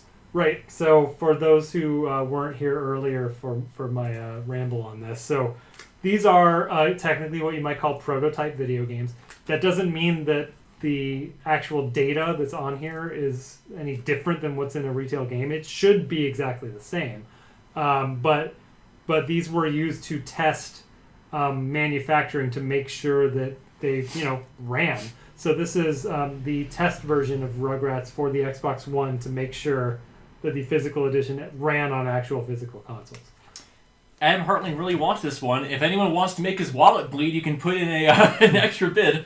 Well, Adam, I hope you're sniping and you weren't done bidding, because I just got bid in. It's $54. Ooh. $54 on Rugrats. Give us $1 million. We will sell it to you for $1 million, Scout. If you bid $1 million, I will. We will name the foundation after you. Can we do that? We could, but I'm not going to for $1 million. I'm more expensive than that. Okay. But I will fly to your house and hand deliver this to you if you buy it for $1 million. And I will not charge you for the flight. It'll come from the $1 million. And I will hire one other person. That's my other guarantee. Hire someone who just does deliveries of things. Oh, man. I'll hire a pilot to fly me to your house. We'll charter a private jet. Spend all the $1 million delivering the game. All right, $91. Oh, man. 3, 2, come on. Oh, Adam says, oh, no. Oh, $113.50. $113.50. I don't think that's Adam. Sorry, Adam. Was that you? Tell me it's you. All right, next up, I got to get this out. Oh, yeah. Oh, no. I don't think Adam got it, unfortunately. Sorry. All right, so we have two identical posters, one at a time here, but I rolled them up together, so I'll just unroll them both at the same time. This is a poster for The Secret of Monkey Island, depicting the original Steve Purcell box art. This was included in the limited run release. I'm not sure which. It might have been the Sega CD one, or I don't think it came in the collector's edition, the big box. But this is essentially a reproduction of the artwork in poster form. What makes this special, though, is that in the retail game, this was folded up into a rectangle, a small rectangle to fit in the box. These are unfolded posters, which, as far as we know, have never been available for sale. This is the first time an unfolded Monkey Island poster has been available for sale that we know of. This one. Yeah. This one, yeah. This poster. If you turn the camera around, you would see that we have an original from 1990 on the wall, because this is my favorite game of all time. But these are not the originals. This is the reproductions that Limited Run did. So the back of these posters is an advertisement for Stan's previously owned vessels, which, if you know the game, you understand is a scene, is a room in SCUM terms in the original Monkey Island. So There you go. That's what we've got here. I'm going to roll these back up instead of holding them. I was trying to think, like, do we have any merch from, like, my favorite games ever? And I remember we had that box of, like, Final Fantasy VIII bookmarks from, like, E3 or something. Oh, are there bookmarks? It had a bunch of random swag from an E3, and there was just a stack of Final Fantasy VIII bookmarks. Wow. Like, a significant number of Final Fantasy VIII bookmarks. All right, what again? Confusing. 122.50, Oh, I believe. That... I lost it. Oh. But the good news is you have a chance to get the second ever rolled Monkey Island poster from Limited Run. And in fact, it'd be really great if you were the same person. Because then I could roll them in one too. We'll save money on our tube budget. Alright, what did the other one end for? I don't know. Orders, here we go. Play history, yes. 127.50 was the last one. 127.50, pretty good. And then, sorry, it's hard to navigate this app. There we go. Selling. Active. Alright. 125 with just over a minute to go. What did I say the other one was? 127.50? Yep. Okay. Let's see if this one goes higher. Well, now it's scarce. Now there's only one of two. This is the last chance. Last chance, everyone. That's true. This is the first time Phil's brought up Final Fantasy VIII on this stream. This stream, yeah. I restrained myself, but... Do you know about these Final Fantasy VIII playing cards that Adam Hartling's talking about? I know they made some, and they are exorbitantly expensive, and I'm surprised someone made knockoffs, but... Oh, there are knockoffs? Well, that's what he said. I'm 100% sure it's knockoff. Oh, wow. That's very niche. Or they were just printed very cheaply. That's also possible. Alright, a little over 30 seconds to go. You joke, Scott, but we did have a non-zero tube budget this year. I had to mail some posters here from Washington State, so... I also, like last year, there was a fundraiser that Skunk Ape did, and I had to get some poster tubes to mail out some vintage Telltale merchandise on their behalf, and I went through a couple wrong size ones. Oh, this one's going higher, 142.50. Oh, goodness. 142.50. Any final snipes on that? Final snipe, 150. Oh, man. 150. Exactly, $150. $150. Okay. Next up, oh, this is the big one, apparently. Yeah, Shantae fans, man. So this is one of two, much like Monkey Island, one of two identical pieces. This is a prototype, I guess, coin for Shantae that was included in, I believe, the PS5 Collector's Edition is what Josh at Limited Run said. This is a reject, and we think it's because of her arm being miscolored. So it's hard to see, but yeah, her arm right here is just slightly the wrong shade of, like, orange-brown. Foxhack, I also say Skunkape in my head, for what it's worth, instead of Skunk Ape. I don't know. But I tend to, like, if I can do anything to the tune of Bellare, I do it. So Skunkape. Every morning when I check the donate page, I sing Donate. But these, man, these hit 300 even before we did this at the end. So if there's going to be anything that gets sniped like nobody's business, I feel like this is pretty good. Yeah, we'll see. And not to jinx it, yeah, but... All right, Shantae fans, show us what you're made of. If you're a real fan. Is there more to the Shantae block? Is it just the coins? It's just the coins. I mean, there's Shantae stuff through. Like, we had the Limited Run cards, had some Shantae stuff. We have the Ninja Turtles block coming up pretty soon. We do have a Ninja Turtles block coming up. Ooh, we got the back in frame. This is coin collecting. So, yes. It's like when you watch daytime TV and they have those weird, like, gold coins for Patriots or whatever. Yeah, oh man, I watched one of those before. Oh, last 10 seconds, here we go. I don't remember what they say. 310. Is there any hardcore Shantae fan going to come through past 310? Maybe on the next one, but not on this one. 310. 310. Next Shantae coin. I'm going to keep holding it. Also currently at 310. We can't guarantee which one goes in which envelope, so...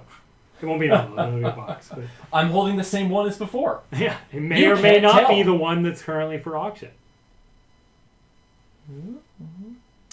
Hard to pinpoint exact. Oh, Catherine is commenting, excited to see how the UFO 50 poster does for sale. I thought I'd hold it up again. While we're waiting on this auction to conclude, am I in focus? Good. So for those who know UFO 50, we have this exclusive art print that Derek Yu, the co-creator of the game, actually made for us. He made this art, and we have printed it, because we're an archive, on archival paper with archival ink, and it's very nice. This is a legitimate gallery style print from a printer that only does this. They photograph and do reproductions of fine art, and I also hope this does really well, because I think it's neat, and I think it'd be cool if this ended up being a thing that we could continuously do. That we could maybe continuously offer fine art prints from new and or old games as a fundraising means. Amanda, you're thinking of the Olympics, by the way. The biting the coin. Oh, that's true. If you win the Shantae Olympics, you can do that. You can win the Shantae Olympics if you bid. This now. Is one of two. This is the last one for sale, probably ever, because there's only 2 of them. Probably ever, unless they make misprints on purpose, but probably not. So are you saying we should intentionally sabotage the manufacturing process of limited run games to benefit the Foundation? I'm not saying that. You're not saying that. 5 seconds to go. Last time ever, you get a reject Shantae coin. 310. 310's the winner. 310. All right, next. All right. Another big boy in the back. Nope. This one has a rubber band on it. I gotta say we are entering the Star Wars mini block here. Got a couple things. We got a couple. Okay, so this is a very large piece. So this is very hard to see, I imagine, but it's the proof sheet for the foil stamp that maybe like this. Oh, wait, we need light behind it. You can kind of see it over my shirt. Yeah, it's about as good as it's gonna get. Hang on. Oh. All right, folks. We're streaming. There you go. So this is the what got foil stamped on the box, and this is the. I'm not entirely sure how manufacturing for this kind of thing works, but this is what was used for that stamping.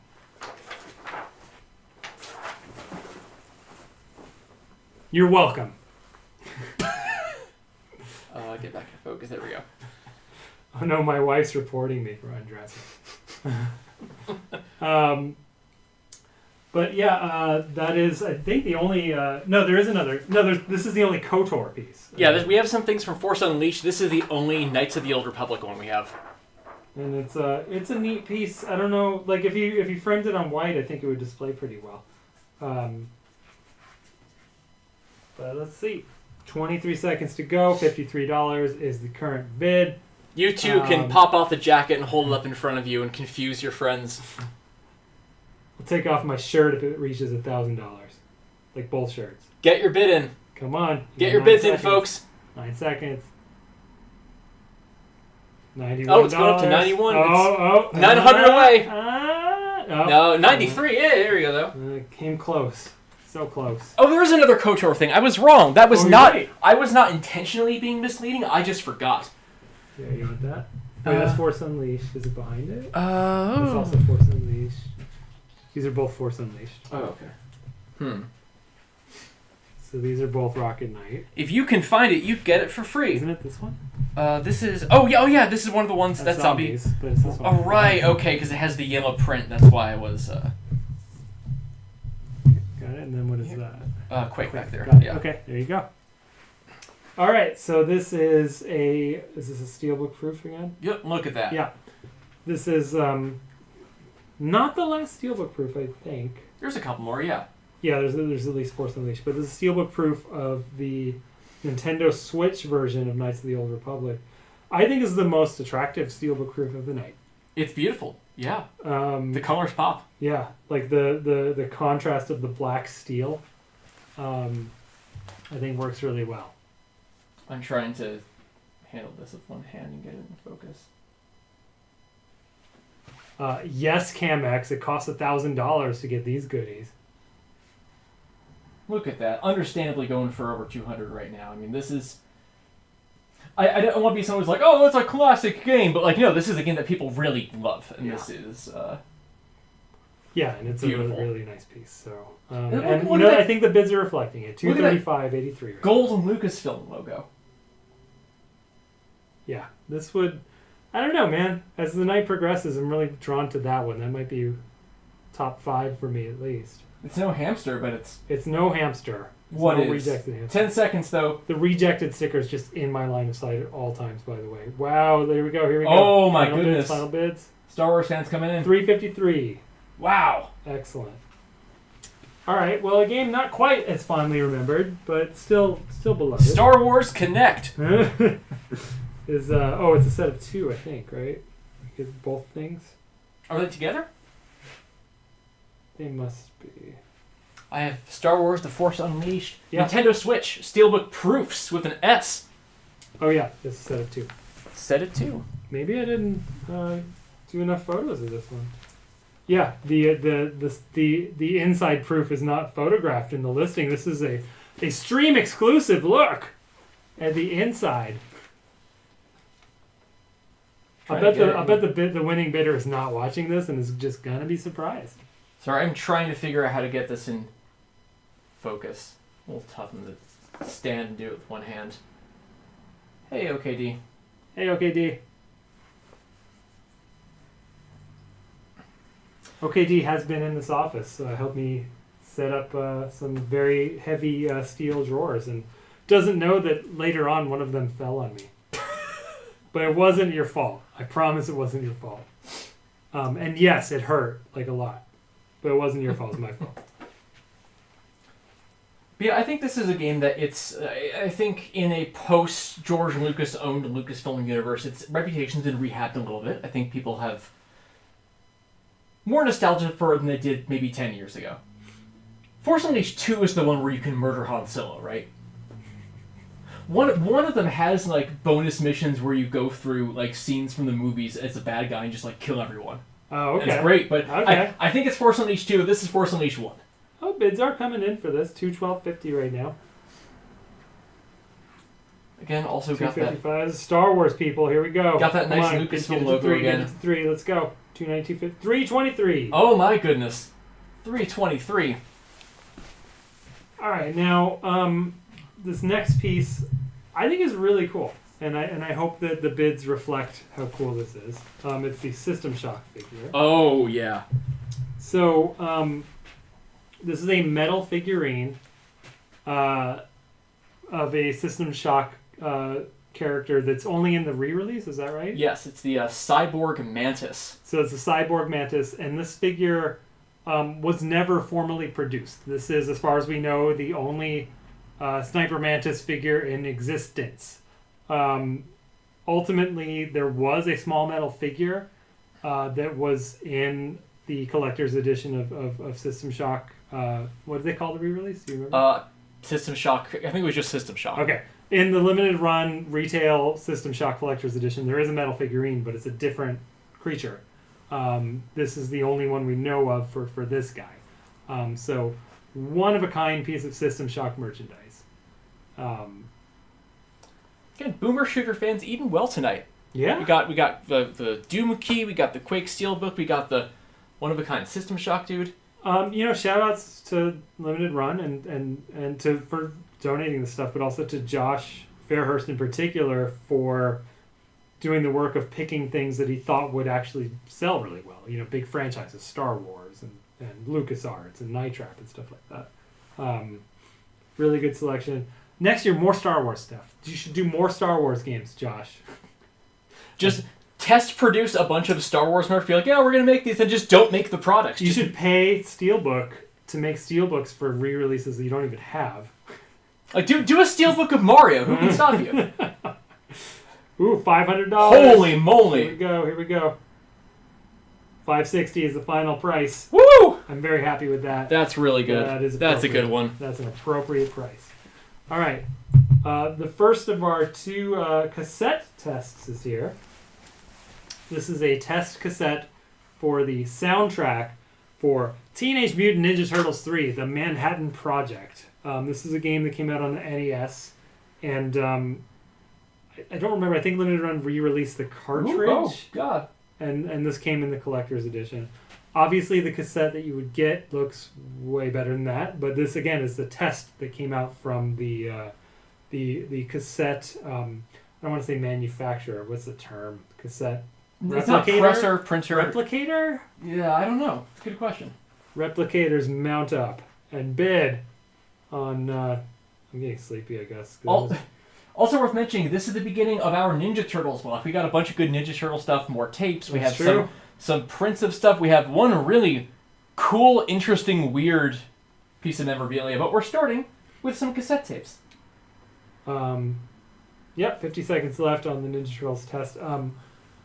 Really interesting late era Konami NES game when they were they'd mostly moved on to 16-bit, but they still had people on 8-bit, and they just they kind of crushed it in that era with these sort of licensed games. Even stuff like Bucky O'Hare, which is something no one thinks about anymore, whatever Bucky O'Hare is. But well, thanks for being here, Star Slug.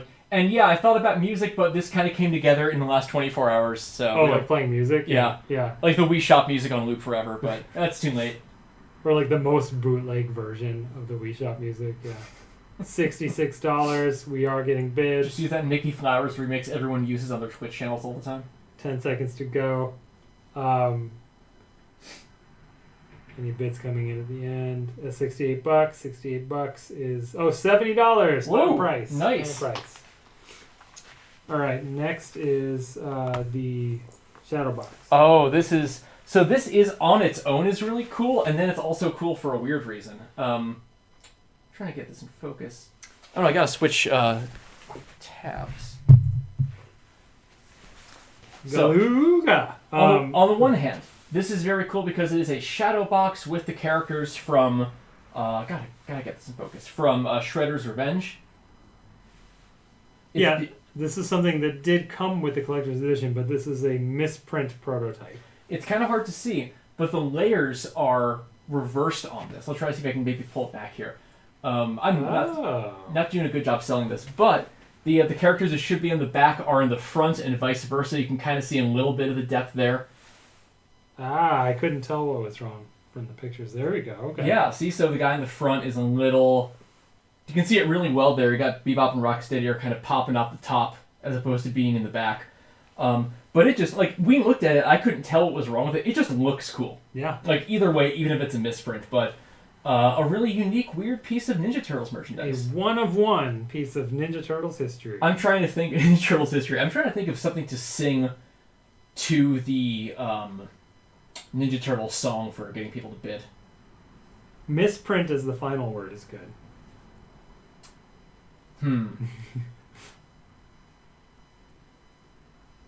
We need your help. Layer, mismatch, reject, misprint. Layer, mismatch, reject, misprint.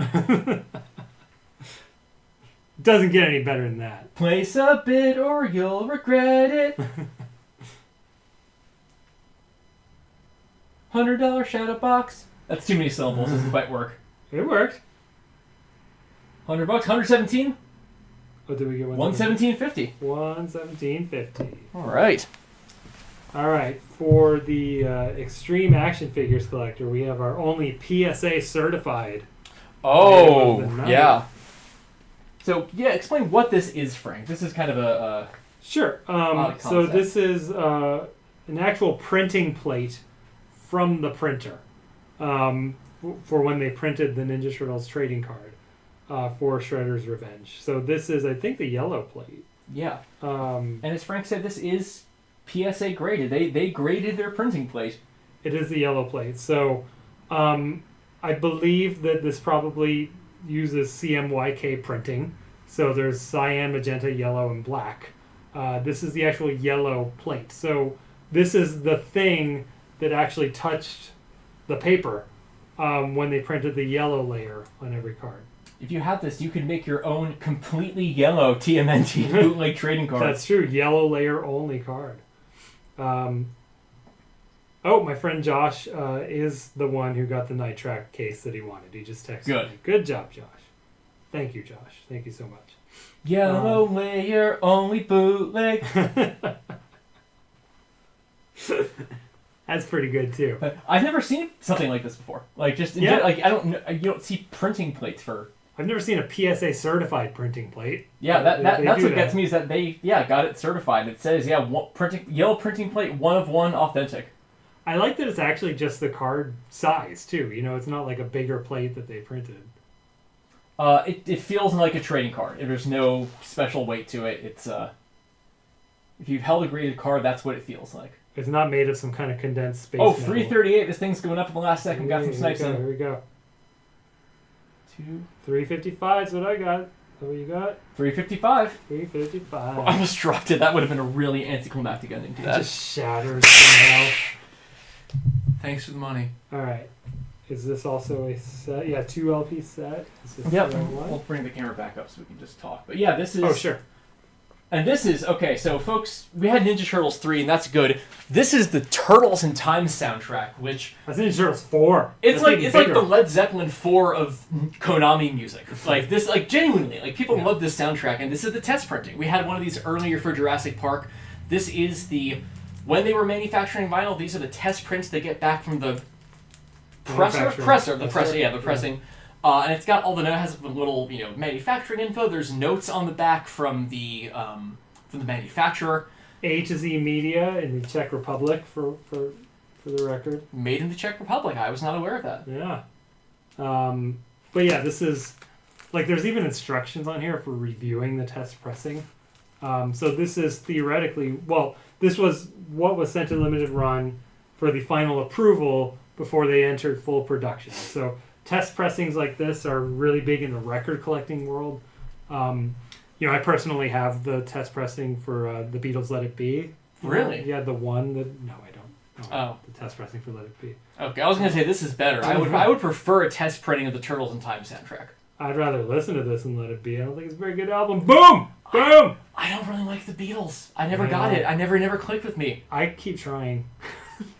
I get the context of time and place and all that, but it's. I think the lore's very interesting. I'm sounding like the worst internet guy who's like, Beatles are good, but it's no Turtles in Time. I'll watch a good Beatles documentary any day, honestly, but I don't sit down and listen to music. It doesn't work for me. 5 seconds to go on Turtles in Time. Test pressing LP. Prove that it's at least as good. 170. Oh, whoa! 631. Holy shit! Wow! I think that might be 631. That's the highest one. Oh my god! I think that is the highest thing of the evening. Wow! It's because we talked smack about the Beatles. It's true. That was money that went towards people not liking the Beatles, whether you know it or not. All right. Well, that's the end of the Ninja Turtles block. That was a real high note to end that on, but we got more music. So this is the final test soundtrack. This is from the Limited Run Games release of Toe Jam and Earl. Again, like the test LP, this is the test cassette that would come back that they would listen to for final approval, just make sure nothing was wrong. And they'd say yay or nay on entering full production. So Toe Jam and Earl, test. Yeah, I don't know if it's the new one. I honestly don't know. That is from the first game. I don't know if it's in... I bet it is in the new one. I don't know. Well, hey, Kenobi, it's only $61. Okay, D, I'm kind of with you. Sgt. Pepper's probably the most listenable of their albums. Really quick, there's a comment earlier about game history in Europe. We don't collect as much around that, mainly because we're in the U.S. and it's just harder for us. It's not like we're intentionally saying no. It's just that we are in California. A lot of stuff that comes here naturally by being in California. But there are a lot of folks who are doing that research, and I wish I could remember their names right at the top of my head, but there are folks who are doing really interesting research on, indie games in Czechoslovakia during the Soviet age. Really exciting stuff like that. It's pretty hard for us to collect in any meaningful way, and we just hope that there are organizations like ours that sprout up flower-like, Johnny Appleseed-like, because we're American, around the world. 10 seconds to go. $64, 76, 69, 96. Thank you for that. Is that the game that says... No, I was thinking of... I forget what the status indicators are. I almost said you rapping cool, but that's Parappa. 101.50 is what I think. 101.50. All I remember, soundbite-wise, is Toe Jam. Big girl. All right. Tomb Raider Remastered. This is... another Xbox test disc. Might be the final... Yes, this is the final test disc of the evening. I kind of mean this when I say this. This might be the last chance to buy a test disc for this generation of games. Or even for Xbox. I don't know how long they're going to keep doing physical Xbox games. That's fair. There's been some indication they seem to be winding that down. I mean... Yeah, prototypes like this only show up for manufacturing reasons at this point. Once in a while, there might be like a press thing in like Europe. Like I think we have one for Elden Ring. But this is, at least as far as American prototype stuff for a console, this is kind of it, because they don't get sent to the media. They're not floating around in the wild. They really only exist for people who are manufacturing games like Limited Run. And someone like an EA or an Ubisoft is not likely to ever have these things leave the office. They probably put their one that they ever got in a shredder. It does say Microsoft Confidential on this disc. I don't know if that means we're in trouble, but... Yeah, if you bid and win, you'll be the one in trouble. For the low price of what's it, like 160, 150 currently. 160, 150. 176, 50. You two can run afoul of the Microsoft Corporation. Last chance, last prototype. This auction isn't Xbox. Last prototype Tomb Raider game ever. Put this into your phone. Alright, 10 seconds to go on this. A good feeling there's going to be a snipe on this. Come on. Come on, Tomb Raider fans. And Laura's watching back there. There was a snipe on that. There was a very nice snipe. 218.05. Nice. Alright. Tomba time. Alright. Tomba heads. This is your moment. So, there are 2 items in this lot. They were only given to members of the media to promote the then upcoming release of the Tomba Special Edition from Limited Run Games. So this is a zine, sort of. Like it's just basically a promotional brochure. But like, if you're a Jeremy Parish collector, this is probably the rarest Jeremy Parish publication, because it's something that was never like sold to people. It's something that was only given to the press. And then it comes in this bag, well, with this bag, I should say. We're not going to stuff it in the bag, unless you want us to. Let me know in the eBay message. Stuff it in the bag, we'll kill the hamster, do whatever you want to. Yeah, whatever you want, just pay me money. But yeah, this is stuff that was given out only in the press kit, so only members of the media and probably influencers. I don't even know if there is media that got this. Maybe just influencers. I think it's just like that, like Push Square and like those sites. Well, that's the only media left. Yeah. Yeah. But yeah, really rare piece. If you're a Tomba collector, pretty unlikely you'll see these again. I have to imagine that most people that got these probably didn't like put them somewhere nice. You know what I mean? Oh yeah, this is nice.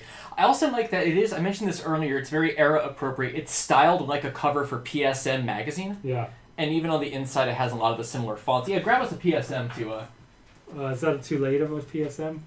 That's too late of a PSM. Oh well. Oh well, it's similar. It's very similar stylistically. They did their homework on this. Now I just want to show that PSM because it's hilarious. It is not safe for stream. You're right. There are pencil drawings in this issue of PSM that we kept that are not safe for the stream. Pen drawings, excuse me. A lot of magazines come through, and some of them are defaced more than others, and that one. All right, looks like it's ending. Oh, right there, right a little bit at the end. 167.50. 167.50. All right. All right, and final 2 items from Limited Run, then we have 2 from us. So this one surprised me. This one really, right there. This one really came out early in the lead for.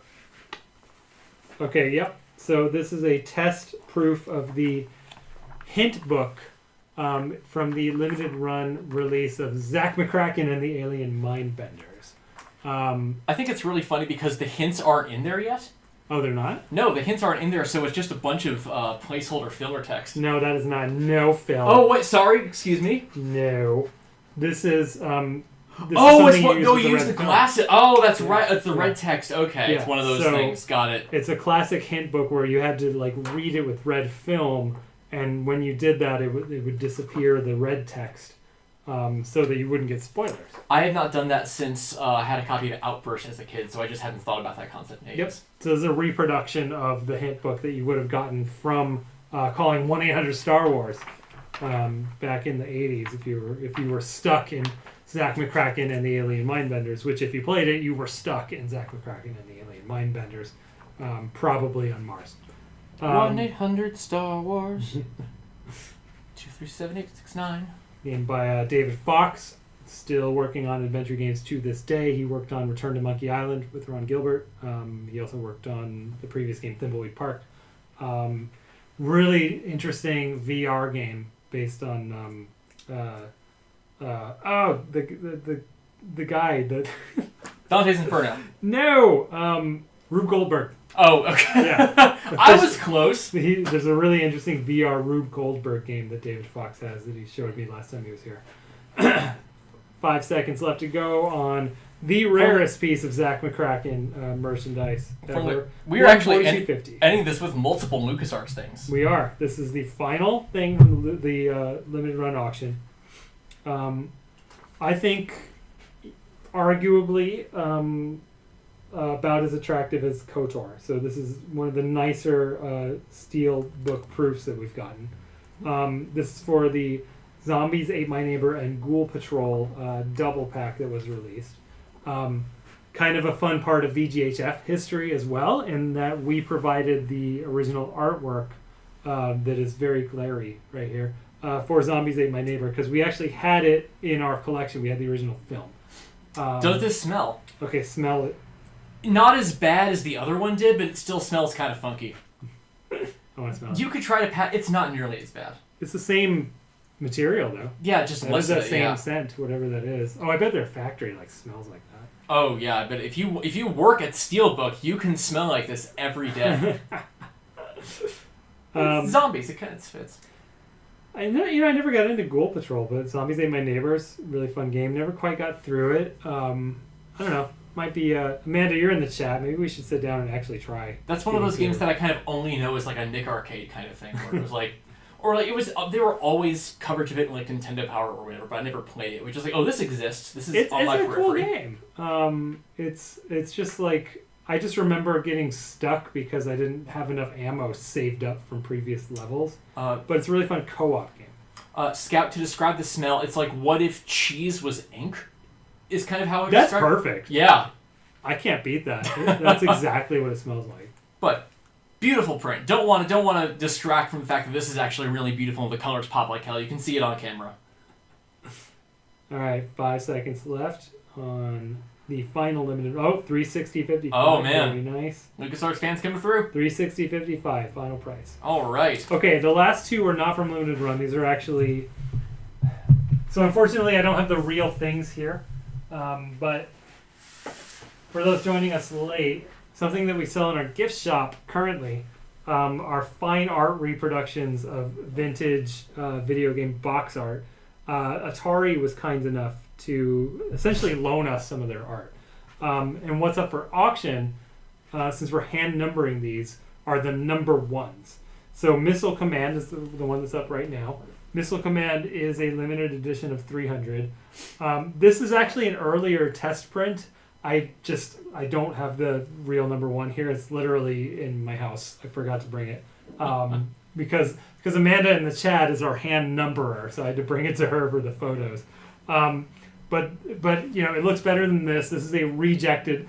Maybe we should have auctioned. Oh, reject it. Yeah, get the tag right at the hamster. Put it on the. Much like all of this stuff, this is a rejected prototype proof of the print we didn't end up going with because we didn't like the solid white border, so we ended up extending the canvas print on this. But for folks who were not here earlier, this isn't just like a poster print. This is like high quality archival paper. Yeah. The paper feels good to touch. It's from a really high resolution piece of original film. We don't have the original painting, but like this is a gallery style print. This is like a real fine art print.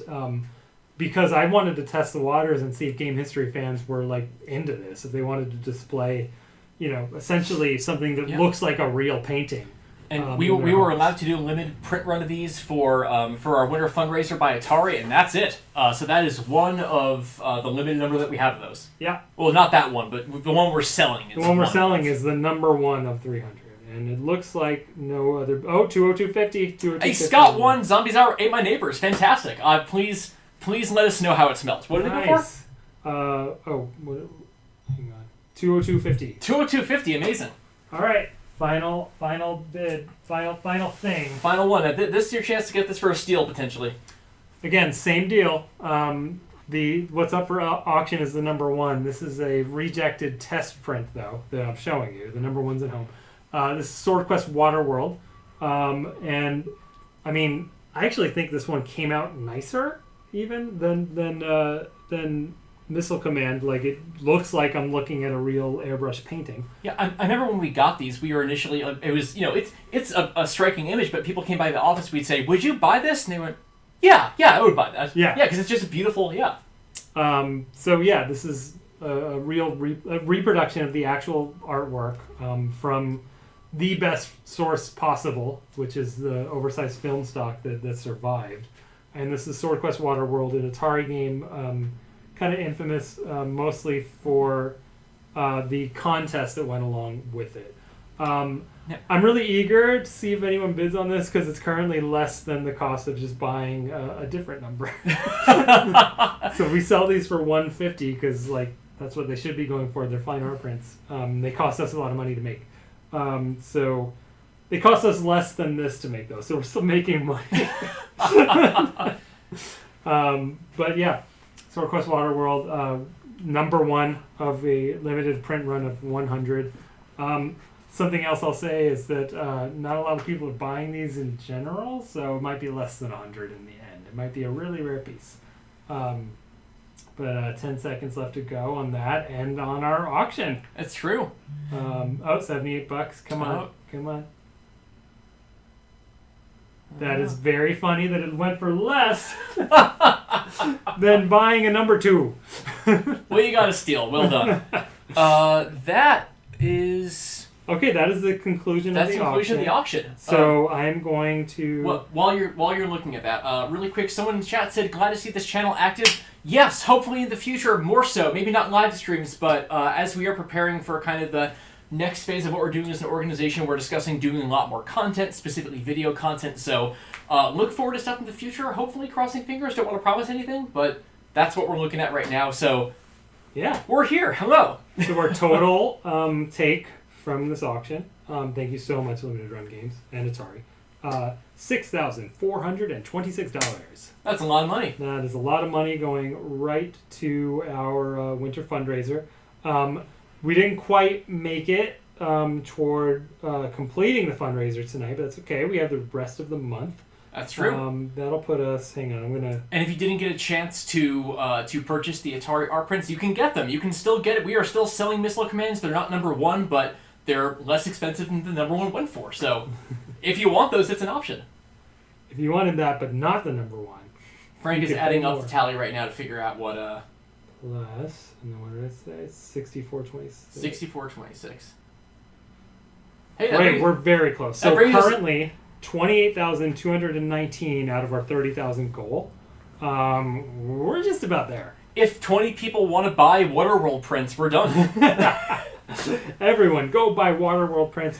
I also haven't put in, if we sold anything on the gift shop today, I haven't put that in. Oh, that's a good point, yeah.